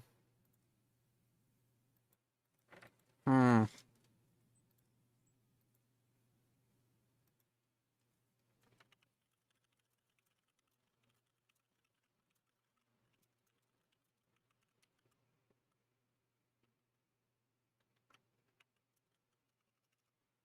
This new fucking... Like it says I have excellent connection. Oh! There we go. Are we good? So it like gave me a pop-up. It's like, hey, we think you're showing someone else's video. Yeah, no shit, Sherlock. If I could figure that out on your own, or do you have to look it up? Freaking genius over here. And then it's like saying that it's blocked. Like, I'm pretty sure it's not blocked. It says excellent connection still. So like, there's no button to refresh anymore. Like, I can't just press a button to toggle swap it. So I had to like in OBS break the stream and then reintroduce the stream. Like, I didn't even get struck down. The stream is still here. That was so weird. I know, it said it was suspended. It's not. Like, the stream's still fucking here. I can still scroll back and see it. Like, I don't know. I gotta relearn all this shit, man. I felt like I was finally getting into the groove, fucking figuring out this whole thingy. Now none of my fucking trackers work anymore. My subscription to Adobe has ended, and YouTube looks like Twitter. It really does. This new layout is so fucked. This is so strange. I guess I'm gonna have to relearn it. Like I said, I wanted to do this stream because I wanted to talk to you guys, let you guys know how things were going. I made crazy phone. Yep, we'll see. We'll see if anything comes of it. That's one of like 13 potential projects that I have laid the ball down for. We'll see if anyone kicks. But let's put on an oldie but a goodie, because I am hungry. I'm gonna get myself something to eat. I appreciate you guys hanging out. I appreciate you guys being patient. Go eat pizza, you crazy grandpa. Yep, I'm gonna go eat pizza. I'm tired. It has been a very long half year. I'm not done yet, but I'm in a pretty good spot right now. So, fingers crossed. I don't know how often I'll stream, how regularly I'll stream, how long I'll stream. I'm going to try to get myself into the mindset of doing shorter streams. Because with my issues, with me not being able to afford the games, with like everything and my shorter memory stuff, I should do shorter form content. What's it gonna fucking hurt to do shorter form content? It's just not something I do. You guys know for a fucking fact that anything under 3 hours is not a Granster stream.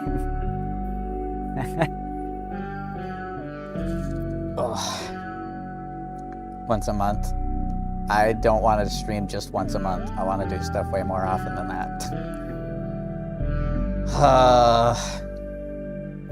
But it's all out. It's all said. If anybody has any questions about anything, I went over all of it in this stream. I went over every single step of it, all the way back, all the way up to literally 2 days ago. I'm caught up. I don't need to spend an hour before or after any streams yapping about fucking little conversations that I've had with my doctor. Like, I'll keep you guys informed on stuff, but I really want to work that whole... It's not an obsession, but it feels obsessive. That whole, like, point of view of constantly oversharing with it. I know you guys care. I know you guys want to hear it. I know you guys, like, it means a lot to me that you guys listen and that you guys actually care. That being said, I'm not here to be a trauma dumping VTuber. I'm here to relax a little bit and to do something good before I'm a vegetable. If you ever want someone to help you edit down long-form content, totally willing to help for free. I might ask you to give something to try then. I still have the fucking Kingsfield 2 long play that I can't get to upload. I've tried so many times, so I don't know. We'll see. Don't worry about it for now. I don't have anything written down. I'm not writing this stuff down, so I'm gonna forget it. But, I mean, hey, if I have my way, okay? If I have my way,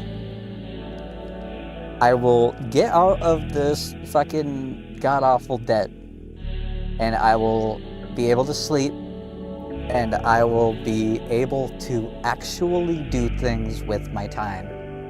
When that happens, I have things I'm working on that are going to be so fucking cool that I want to show and I want to set up with you guys. Like, until the RAM prices went up, I was literally making my own Jarvis. I have like a whole orchestration layer set up for like a 9 module AI with a projectionist brain pulling plugs and quarantining things.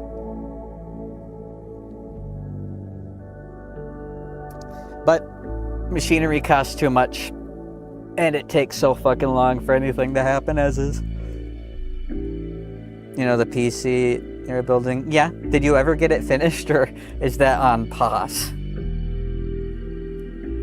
It's okay, this is gonna save us from the RAM crisis. Just, this is gonna be such a huge fucking explosion, dude. I just can't wait for the RAM to be dirt cheap when all of these billionaires, and how I was planning 32. Yeah, I was planning on going above 16 because I only have 16. Actually, wait, no, do I have 32? Do I have two 16 sticks? Thank fucking God, Philip mine. You got two, yeah, that sounds about right. The whole AI thing, there's no money in it. In what possible fucking way could they ever get returns from ChatGPT? They hemorrhage money. And Nvidia has been swollen up because of the fucking ridiculous, insane amount of like interloop bubble forming. Almost $5 trillion. Into what?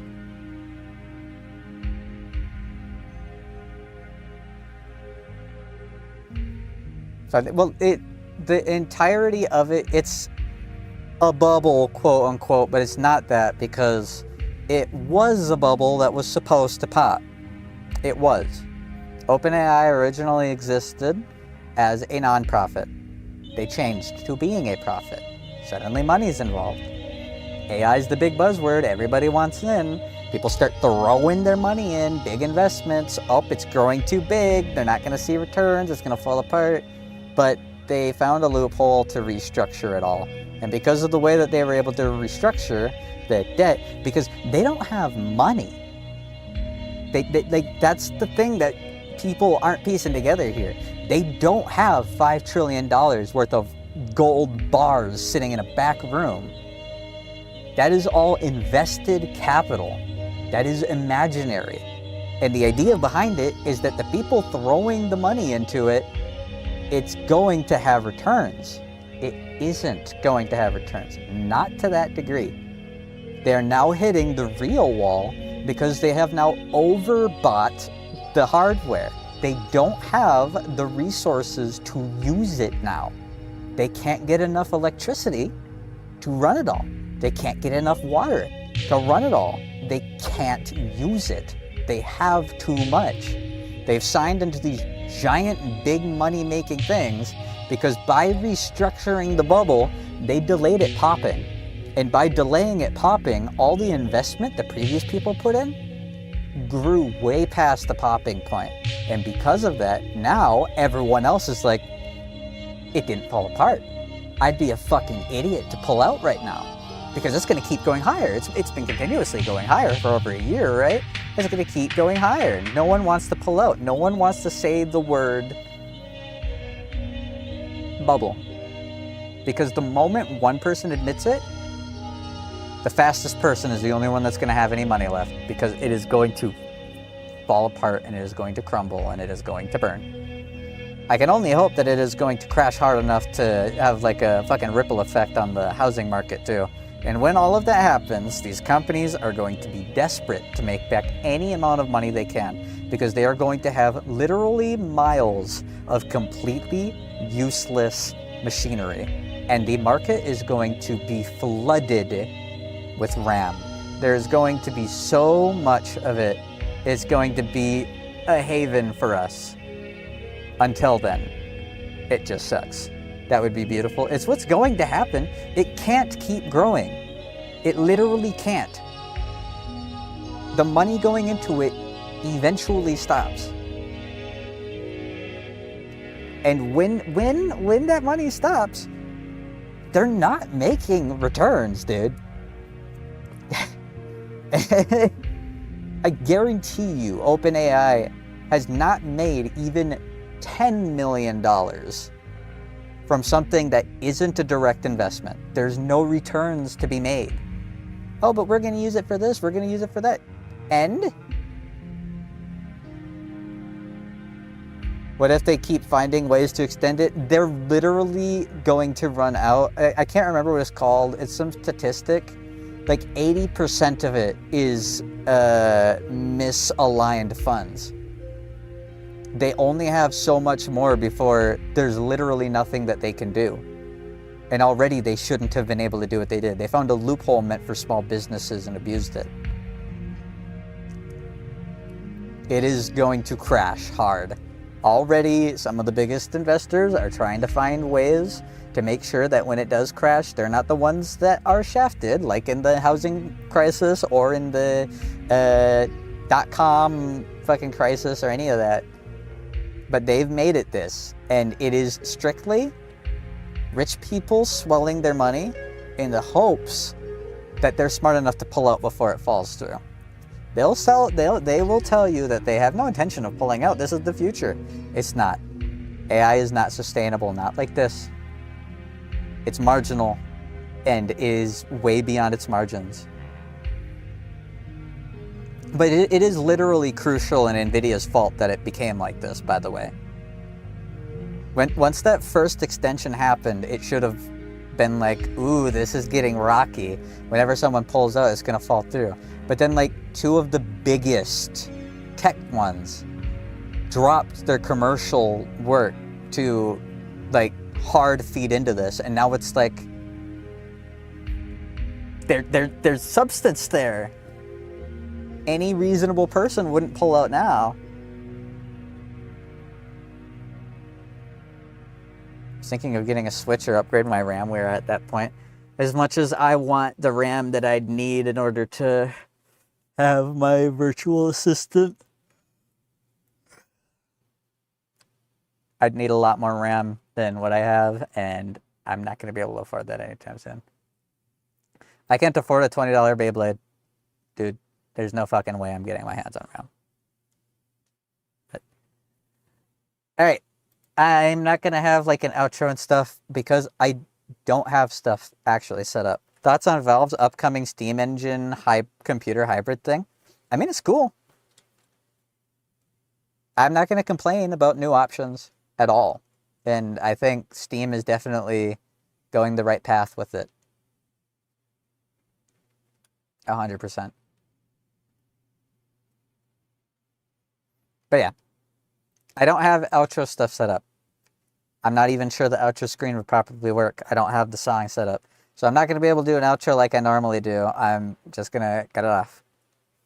With the RAM prices, I don't know about the Steam machine. We will see if the RAM prices are still what they are by the time that the Steam machine starts swinging in. Because fucking computer companies have been straight up selling their computers without RAM. Didn't mean to prolong. We'll take it. No worries. This was something that I would have eventually talked about anyways. And now that I'm done talking about my fucking half-year journey, now I get to start chilling out a little bit. So you guys take care. I appreciate you all. Thank you for hearing me out. Thank you for listening. Thank you for waiting and being patient. Thank you for the support. Like I said, I don't expect anything crazy to happen. I'm just glad that I get to sit here again. So, see you guys later.